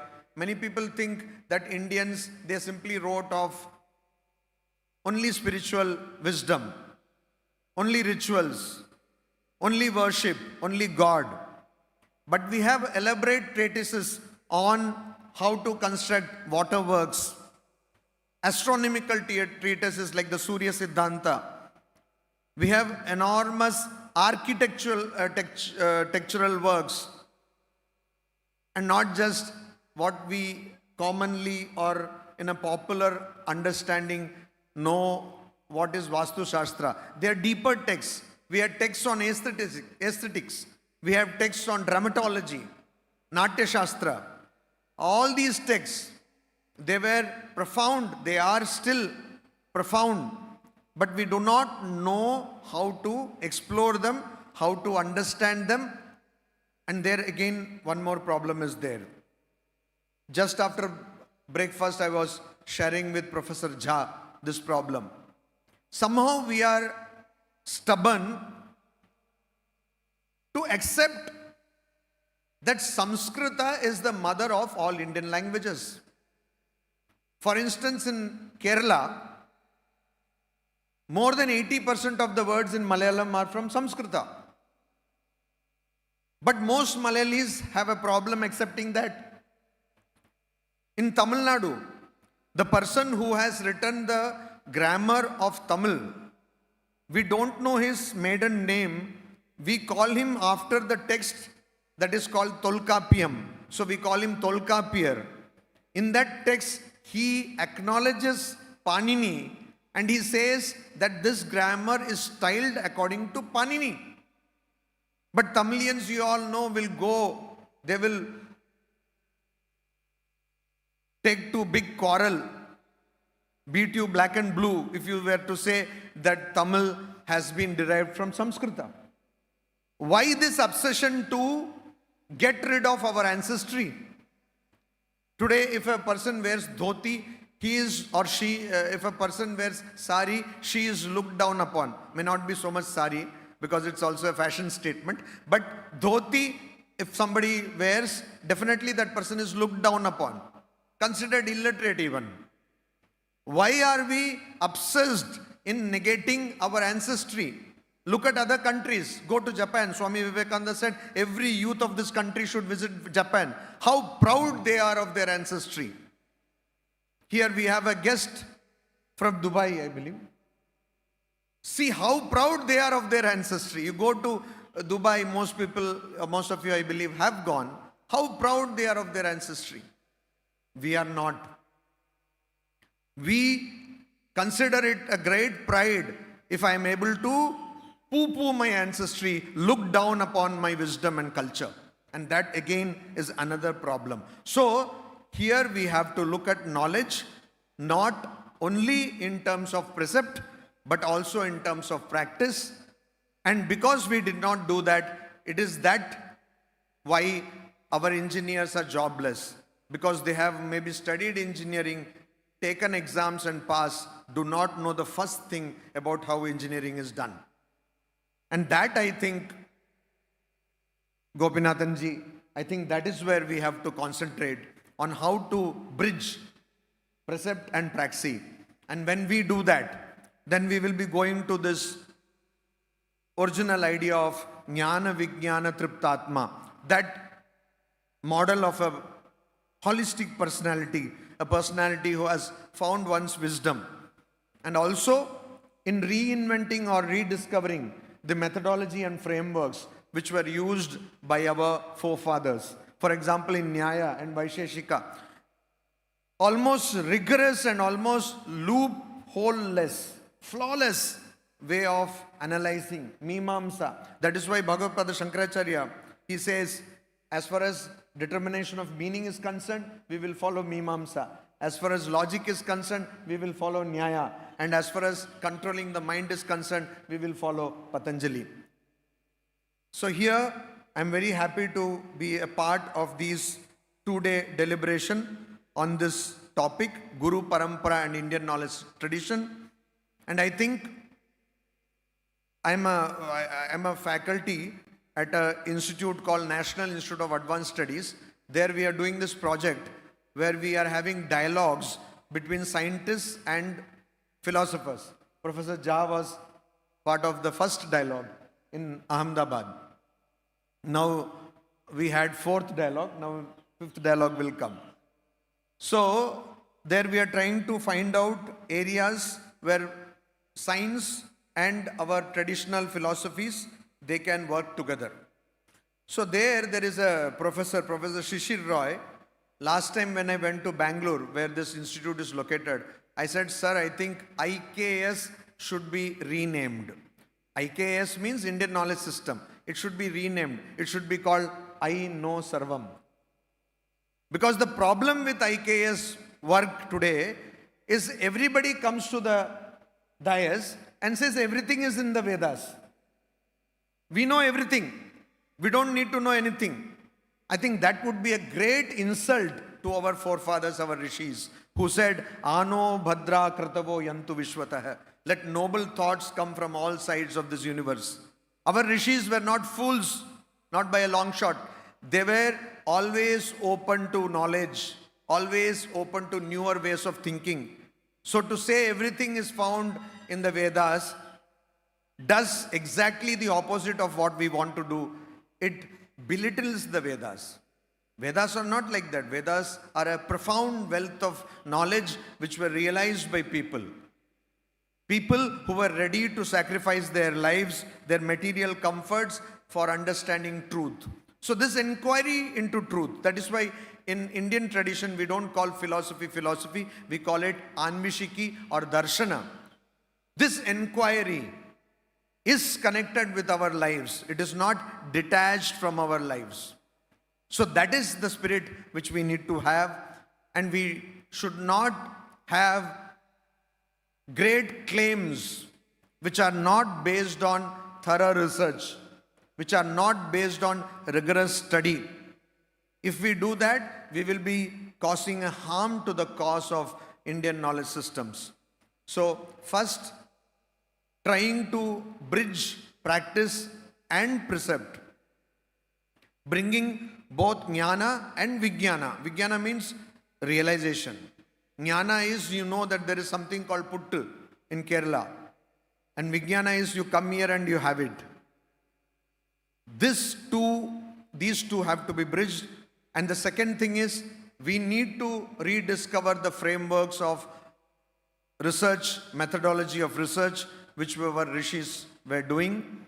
And the third one is not to have grand claims about our ancestral wisdom. I think if we go on these lines and with sustained effort, it will be possible for us to realize the dream of Swami Vivekananda. He said, up India and conquer the world with your spirituality. Our spirituality is not just restricted to temples. Our spirituality is what you call a 24/7 spirituality, where it percolates to every aspect of your lived and also after life. So that knowledge, let us spread across the world, starting from India, starting from our backyards. And I think this dream of Swami Vivekananda and the lineage of gurus will be fulfilled by that effort. Thank you.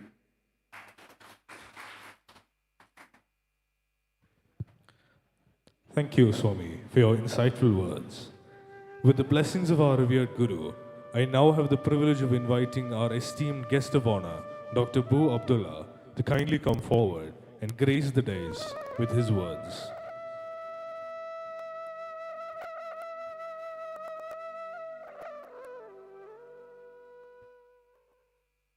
Bismillah ar-Rahman ar-Rahim. Assalamu alaikum wa rahmatullahi wa barakatuh. Namaste. Namaskar.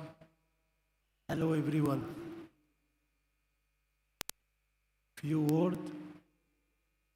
I just want to thanks all Swami from this ashram. All thanks from all this management. All thanks from all this Kerala community for warm welcoming and for love and for respect. UAE and India, especially Kerala, we have long relation. We are praying this relation be more strong. We are today here to celebration for a special day. We celebration for Guruji birthday. We are pray for him and we pray for all for India. Thank you so much. This is for our blessing for all. Thank you so much. Thank you very much, Dr. Abdullah. Now, we would like to honor our former scholar at the University of North Bengal's Department of Philosophy, Professor Lakshmikanta Pathi, by adorning him with the traditional Kerala shawl, the Pannada, a timeless symbol of honor and reverence. I would like to invite Samadaraniya Swami Gurunan Jnana Tapasvi and our esteemed convener, Professor K. Gopinathan Pillai, to adorn him with the Pannada.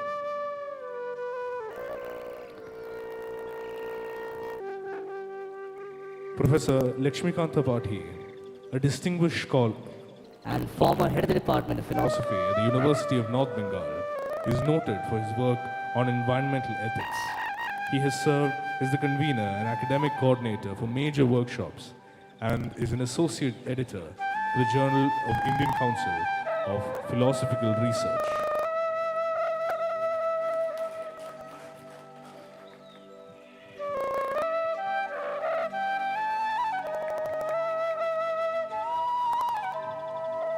Thank you, sir, for gracing us with your presence.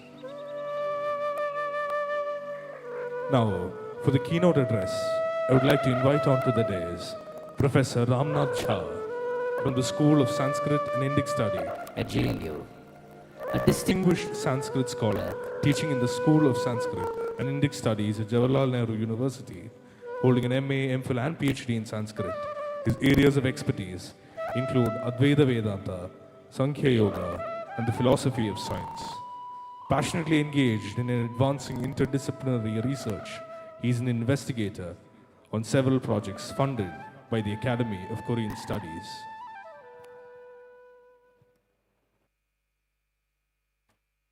Idam namah rishibhyah purvajebhyah purvebhyah patkritbhyah. My pranams to the land of Adi Shankaracharya, Narayan Guru and Karunakar Guru.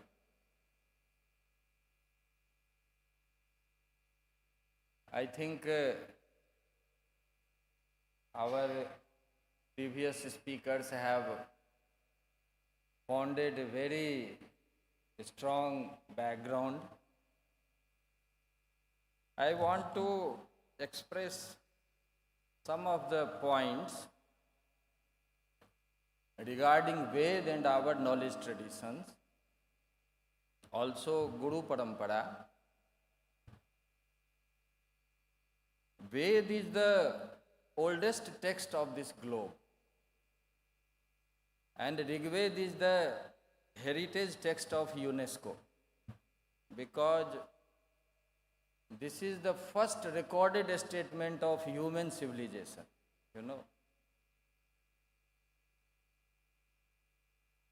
And as expressed by earlier speakers, Ved is not a text written by some individual. It is the collective wisdom of all rishis and rishikas. Ved is the first text where rishi and rishikas contributed all together. No text on this globe you can find where male and female contributed simultaneously, all together. We must be proud of our ancestors, that you can imagine that civilization where female Rishikas are contributing as well as male rishis, you know. So Ved is all inclusive in this sense. You can see the parallel development of male and female there. Both have same types of education.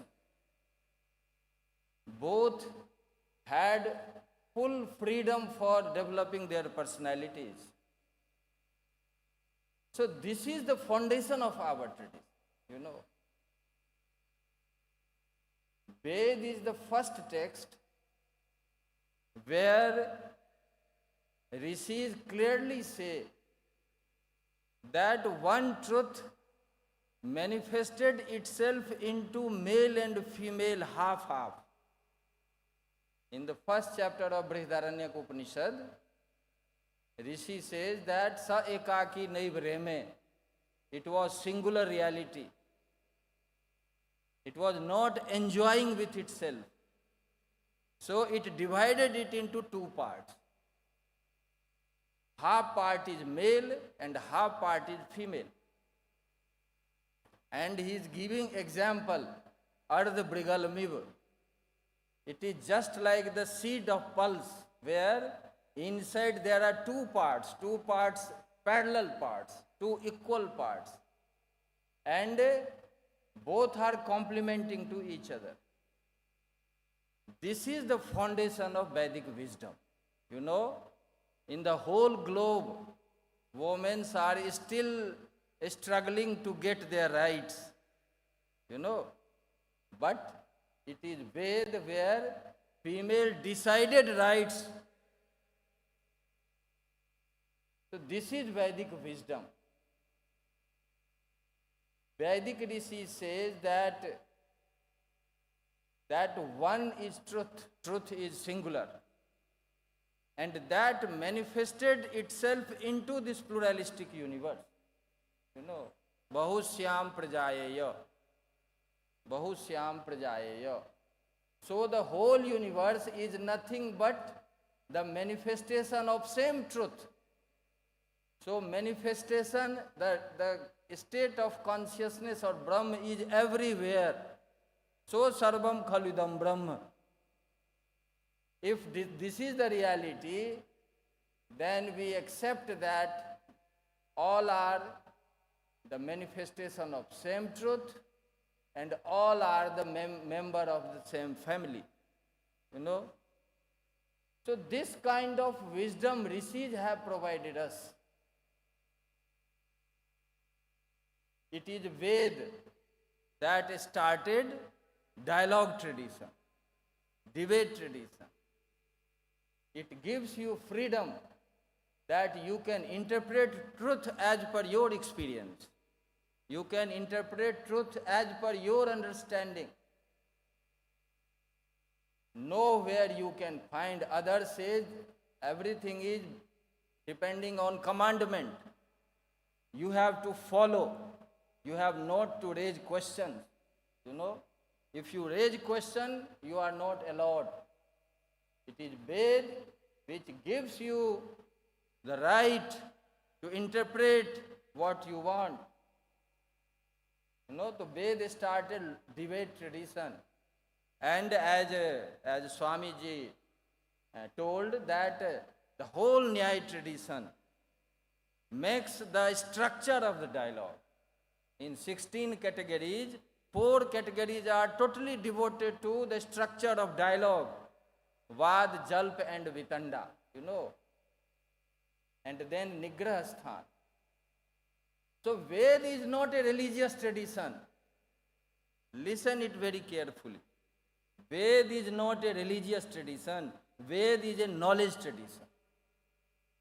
There is a big difference between religious tradition and knowledge tradition. Knowledge tradition can be questioned. Religious tradition can't be questioned.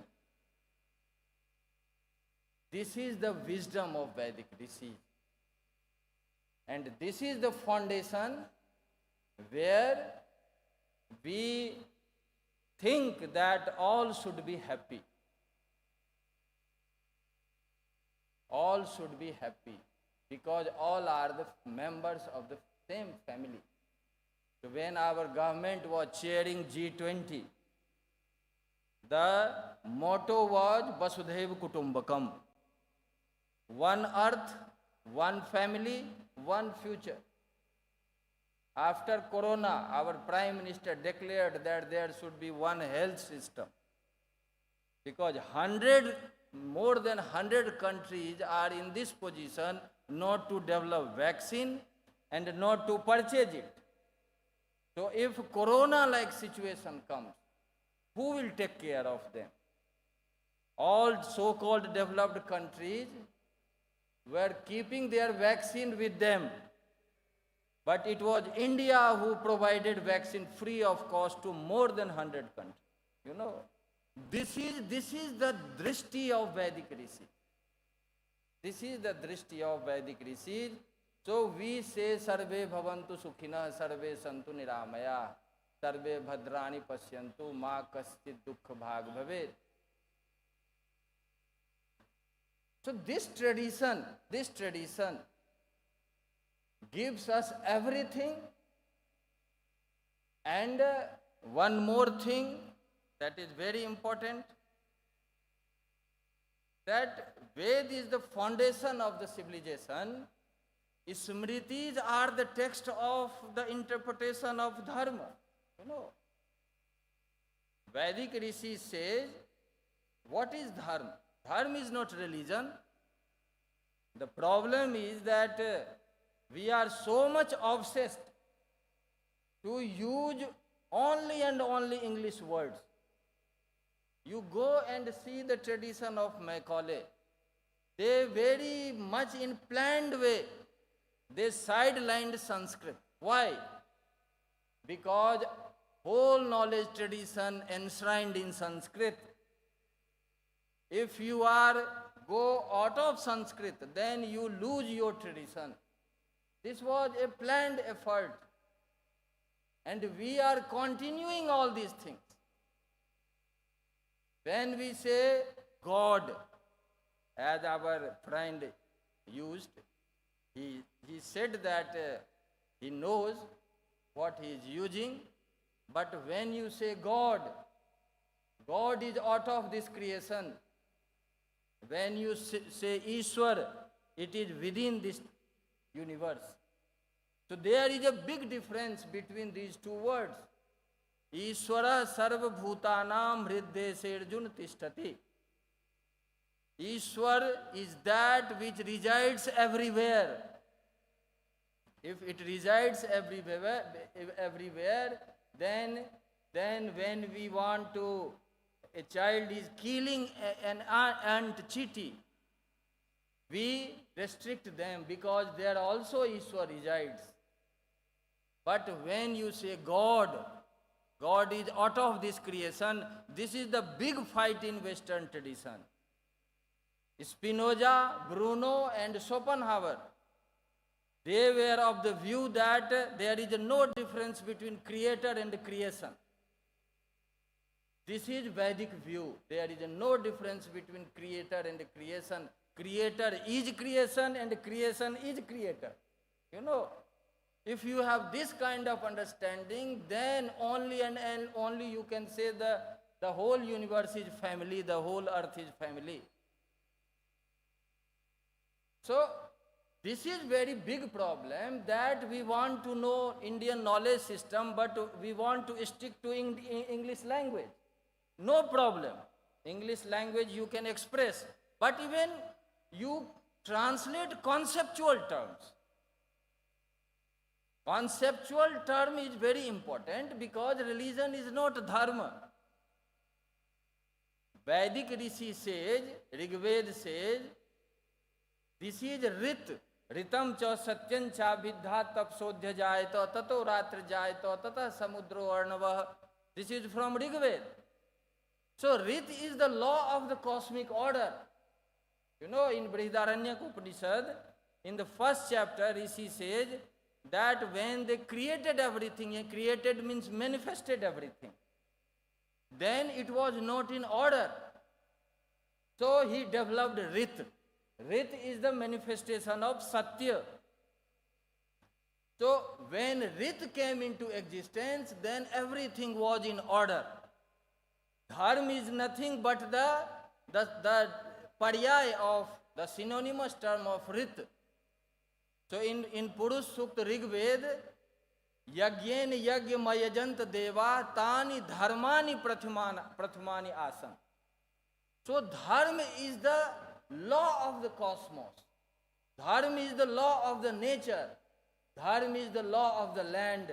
Dharma is the law of the family. Dharma is the law of your body. You know, how can it be religion?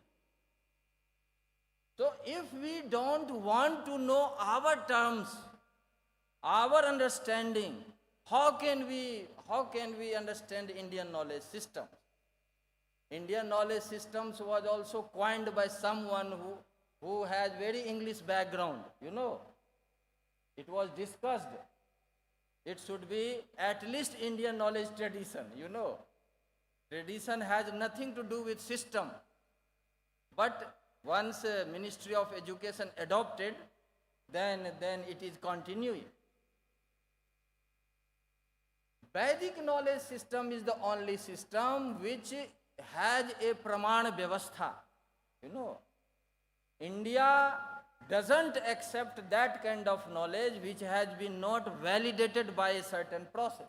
You know, once you claim knowledge, you must show the process of that knowledge.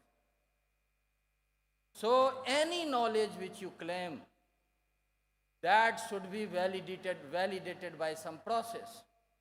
So you will see in darshan there are maximum 6 pramanas. 6 pramanas means we are claiming 6 types of knowledge.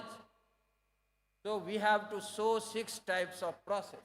You know, if you are saying, I am giving a speech, what I want I can deliver, that will not be accepted. Because you have to validate your knowledge. If you blindly accepting any knowledge, it means that will not lead to the certain goal. So it is India where always maintained that knowledge should be valid knowledge. One very important aspect is the relation between Ved and Smriti. You know, because when we talk of Dharma, so Smriti has been accepted as Dharma Shastra. Dharma includes 4 texts. First, Ved, because Ved is the collective wisdom. Ved includes everything altogether. Smriti is interpreting Ved. I have so many times dialogue with Gopinathan ji. It is not the problem of knowledge. It is the problem of understanding the text. You know. So our scholars clearly mentioned that Ved is the collective wisdom. Smriti is the individual wisdom. You know. Smriti means Manu Smriti, Yagyavalkya Smriti, Narada Smriti. There are many Smriti.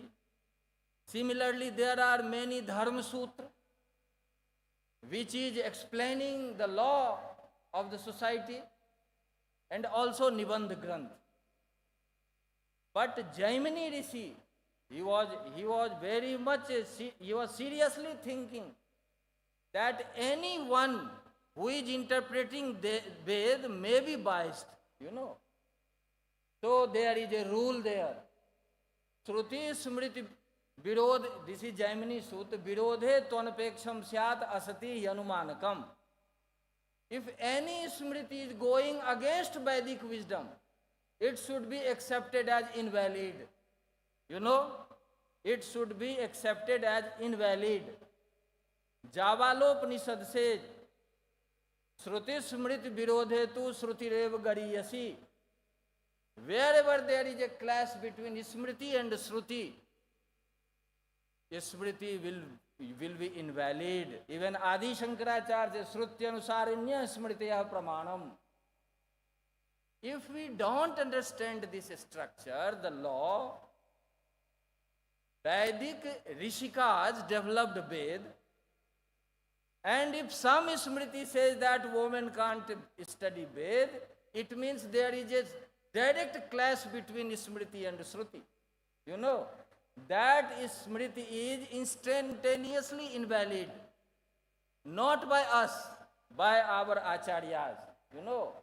So what we are thinking today, that has been thought 3000 years back.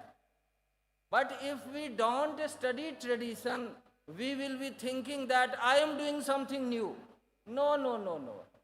They were very much intelligent and they knew everything. What will be the effect of the misinterpretation of Ved? So, if now there is a slogan that SC and ST cannot study Ved, you know there is a mantra in Yajurved. There is a mantra in Yajurved. Yathemam vacham kalyani ma badani janebhya brahma rajanyabhyam sudrai charyai swai charanai cha. This is a mantra from direct Yajurved Vajasnayi Sanghita. This wisdom is to be studied by everyone, taking names, Brahman, Kshatri, Vaishya, Sudra, Istri, Purush, all should study this. You know, this is the claim of Yajurved. If some Smriti says that this Sudra cannot study Ved, this is direct clash between Smriti and Shruti. You know, this will be invalid. So, if we don't want to study the Shastric tradition, then we are thinking that we are doing something new. No, no, no, no. You are not doing something new. You are not knowing the tradition. Our Dr.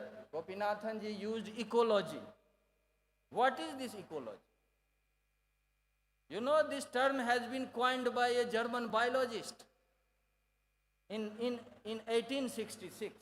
You know, and German biology with the inspiration of Vedic wisdom. Because when René Descartes says, I think, therefore I exist, who thinks? Professor Paneer Selvam will explain who thinks. It is men that think. You know, even women can't think. In their tradition, women can't think. So in 2035 year of American country's history, no woman become president of America. Why? Because as per their understanding, women can't lead the nation.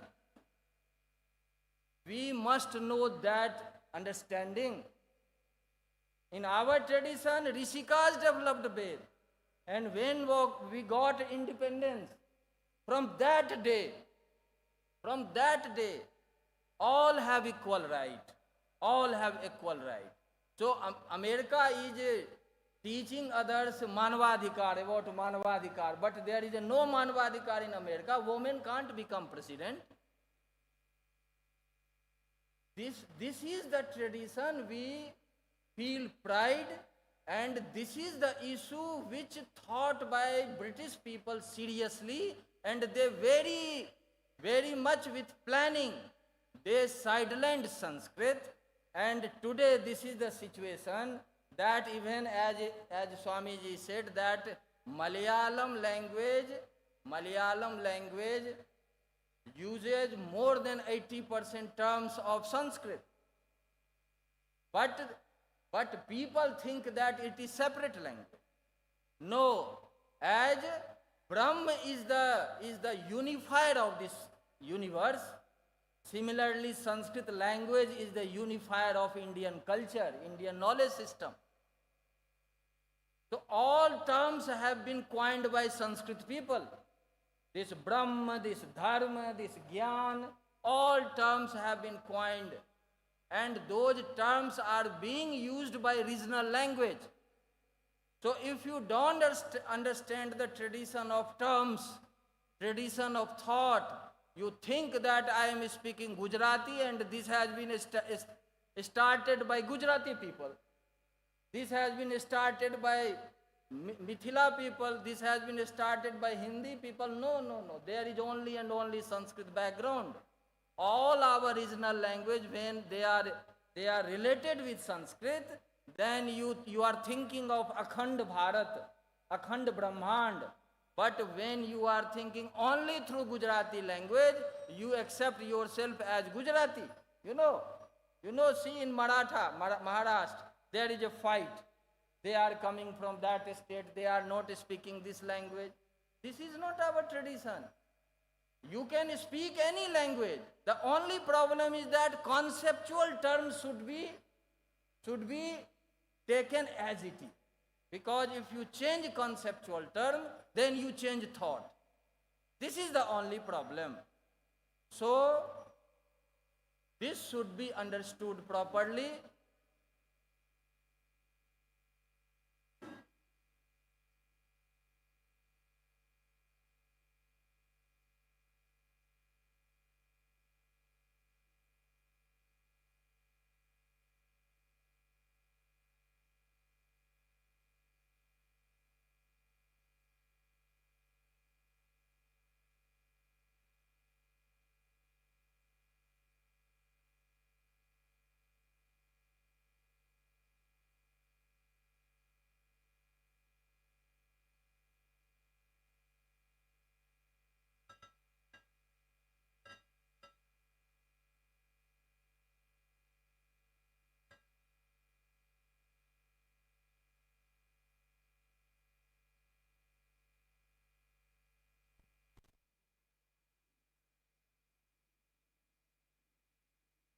So I was talking of ecology.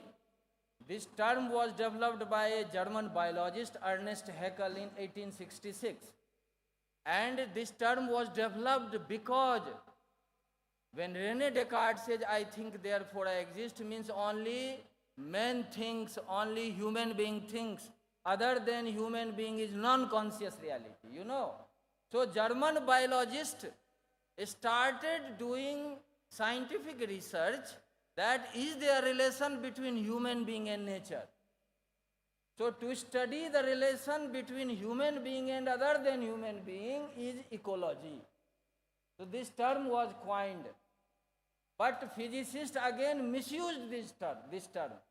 So then Arne Næss came. Arne Næss is from Norway and he is well versed in Gita and Upanishad. You know, he developed second term, that is deep ecology. Deep ecology means spiritual ecology. Spiritual ecology means there is something which connects everything. There is something which connects everything, so nothing is in isolation. It means when you say ecology, it means all are connected with each other. All are dependent on each other. If it is so, this is nothing but the Vedic wisdom. Bhagavan Krishna in Bhagavad Gita say, Mai sarvamidam protam sutre maniganaiva. This is consciousness which is unifying and connecting principle. So this term has been coined on the basis of Veda and Upanishad and Gita. So if something is coming from the West, we start using that terminology. But we forget our own terminology that has been in tradition and that has been developed by our Rishi and the scholars. Last point I want to mention that when we say Guru Parampara, Guru means what? In Veda, there are two terms, Acharya and Guru. So, in Chandogya Upanishad, Rishi say, Acharyavan Purusho Ved. A person, we want to realize something, he must be with Acharya. And giving example, Acharyavan Purusho Ved, Pandito Medhavi Gandharane Vupsampadyeto Evam I Acharyavan Purusho Ved.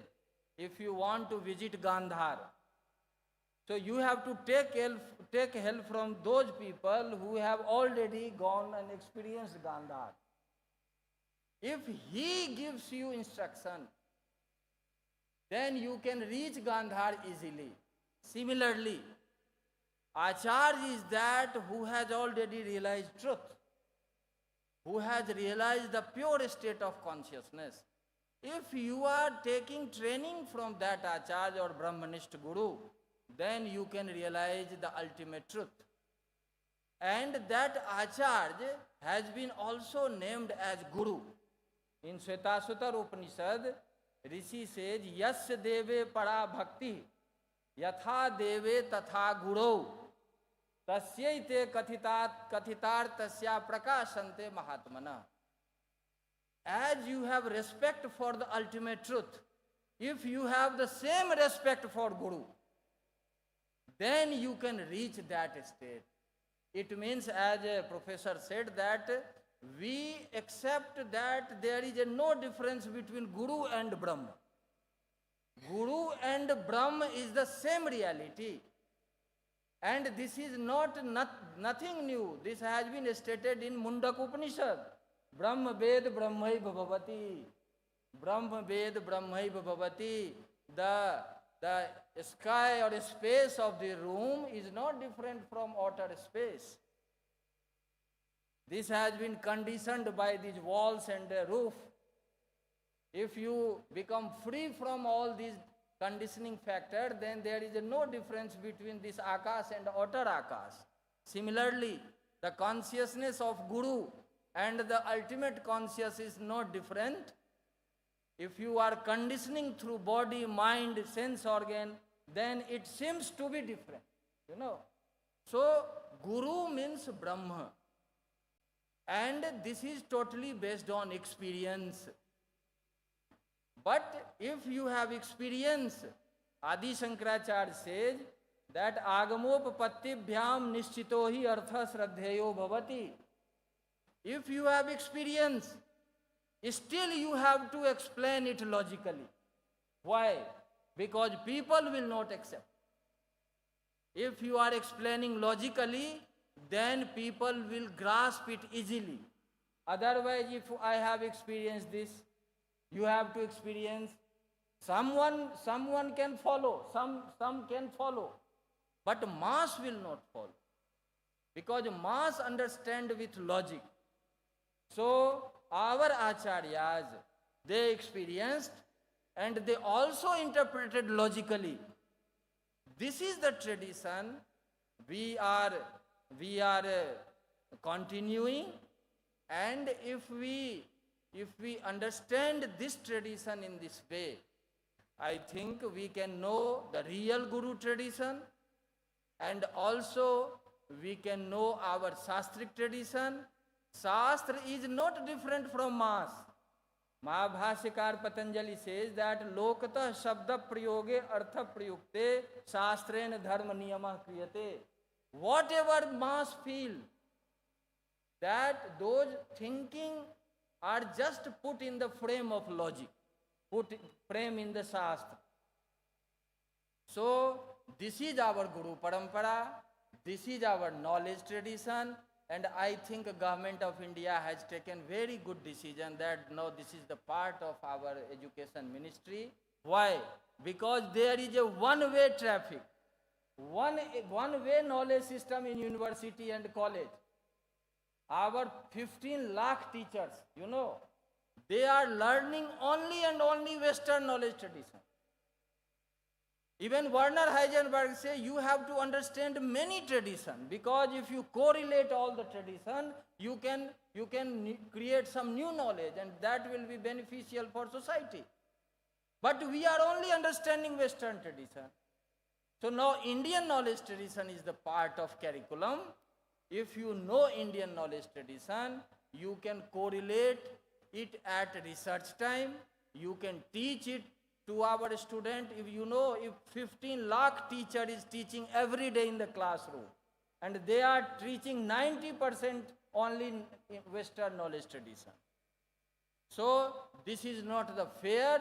We are not doing justice for our new generations. they should understand what is Indian knowledge tradition. So just 1 minute I am taking. There are 18 Vidyas. I am just giving name.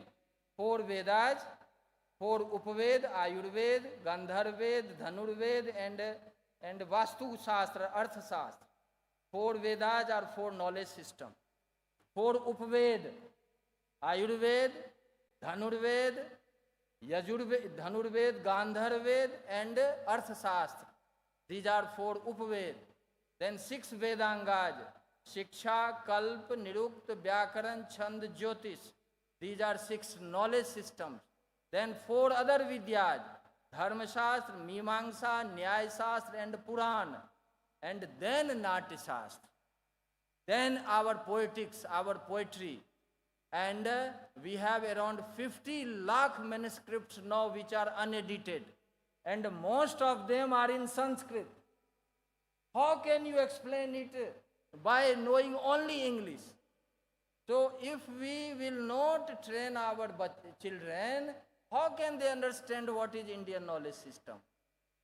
So Sanskrit should be understood. You know your own mother language. Government has taken decision that knowledge should be given through mother language. Why? Because our languages contain the conceptual terms. Conceptual terms are very much essential for the akhandata of Bharat and for the humanity.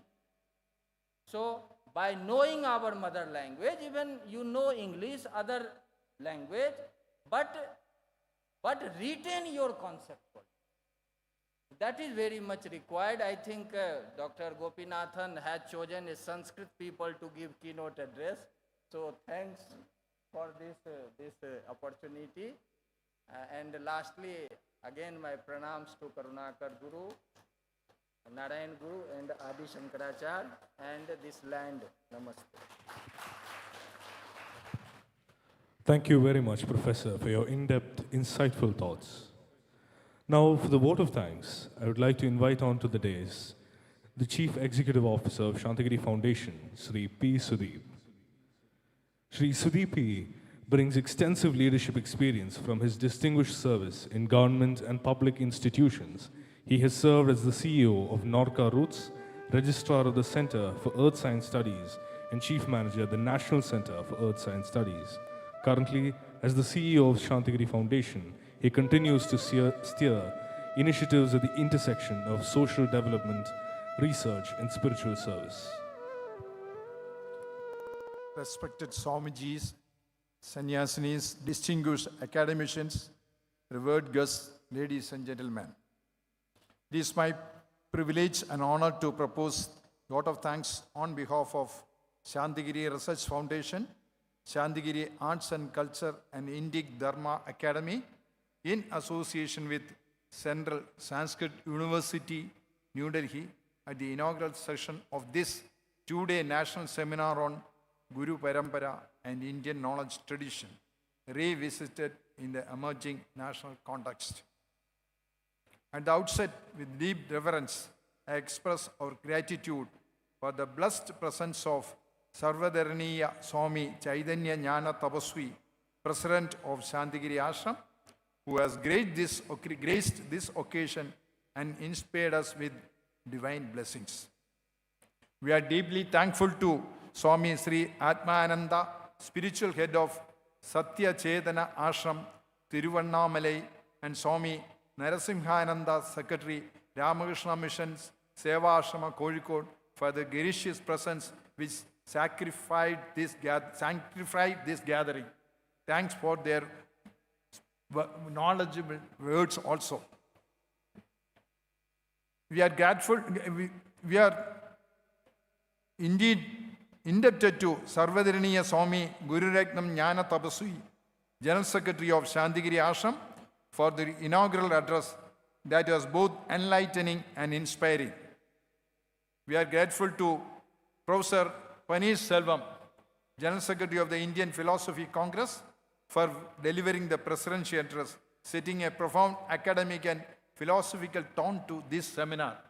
We are also thankful to you for your you have connected Kanna Guru's teachings to this Guru Parampara. Thanks for the special reference on that. We have a number of Ayurveda products which were developed through the transformation of knowledge from Sri Karnagara Guru, and it is widely accepted by the Indians. A special word of gratitude to Professor K. Gopinatha Pillai, fellow IAS Simla and convener of this seminar, for introducing the theme with clarity and depth, laying the foundation for our deliberations. Actually, this conference is the culmination of another discussion which took place in Delhi about 3 months back. A similar conference was held in Delhi, where our General Secretary, Guru Ratnam Jnana Tabasvi, was also a speaker. During the lunch interval, we had an unofficial discussion with some of the speakers, including Dr. Kishore Kumar Tripathi, and some discussion took place, and this conference is the result of that discussion. Thank you very much for Mr. Gopinath Pillai. We record our sincere thanks to Pujya Swami Paramananda Saraswati, founder Acharya of Ashram Vidya Mandir, Rajkot, for his blessings addressed through video, which brought us spiritual guidance from afar. Our gratitude also goes to Dr. Bu Abdullah, noted businessman, philanthropist, and social activist from UAE, for his gracious participation as guest of honor.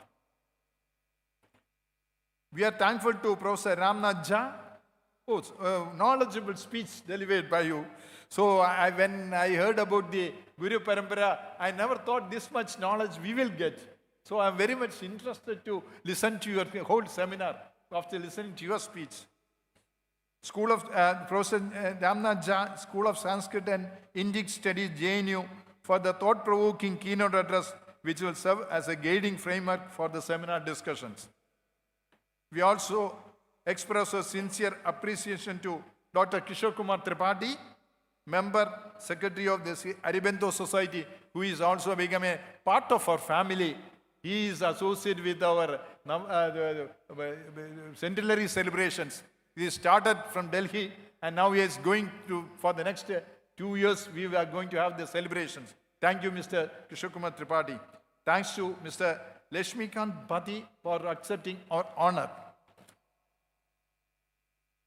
Finally, I extend my thanks to all the distinguished delegates who have come all from different parts of the country, research scholars, faculty members, and well-wishers assembled here, whose presence makes this seminar truly meaningful. On behalf of the organizing institutions, I once again thank each one of you. May this seminar help us rediscover, re-evaluate, and re-establish the glory of our timeless Guru Parampara and Indian knowledge tradition in today's national context. Thank you very much. Thank you, sir. This morning has been adorned with words of wisdom, insightful, evocative, and deeply enriching, that have set a luminous tone for the journey ahead. Our heartfelt gratitude goes out to all the delegates, organizers, and participants for gracing this inaugural function of the 2-day spiritual enclave. Now let us all rise for the national anthem.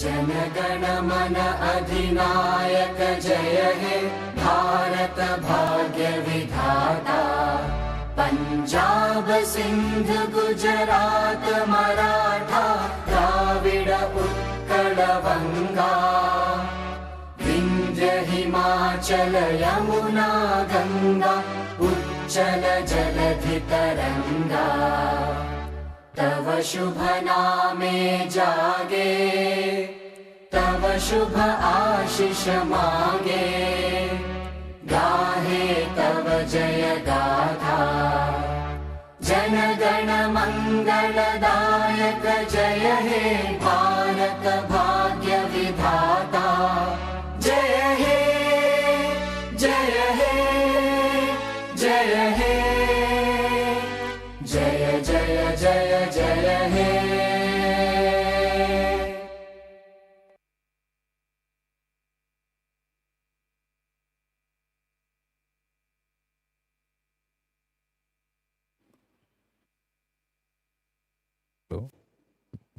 We shall now proceed to the first session of the seminar, scheduled at the conference hall in the spiritual zone at 12:30 p.m. All delegates are kindly requested to make their way to the venue, where the registration for today's session was completed earlier this morning.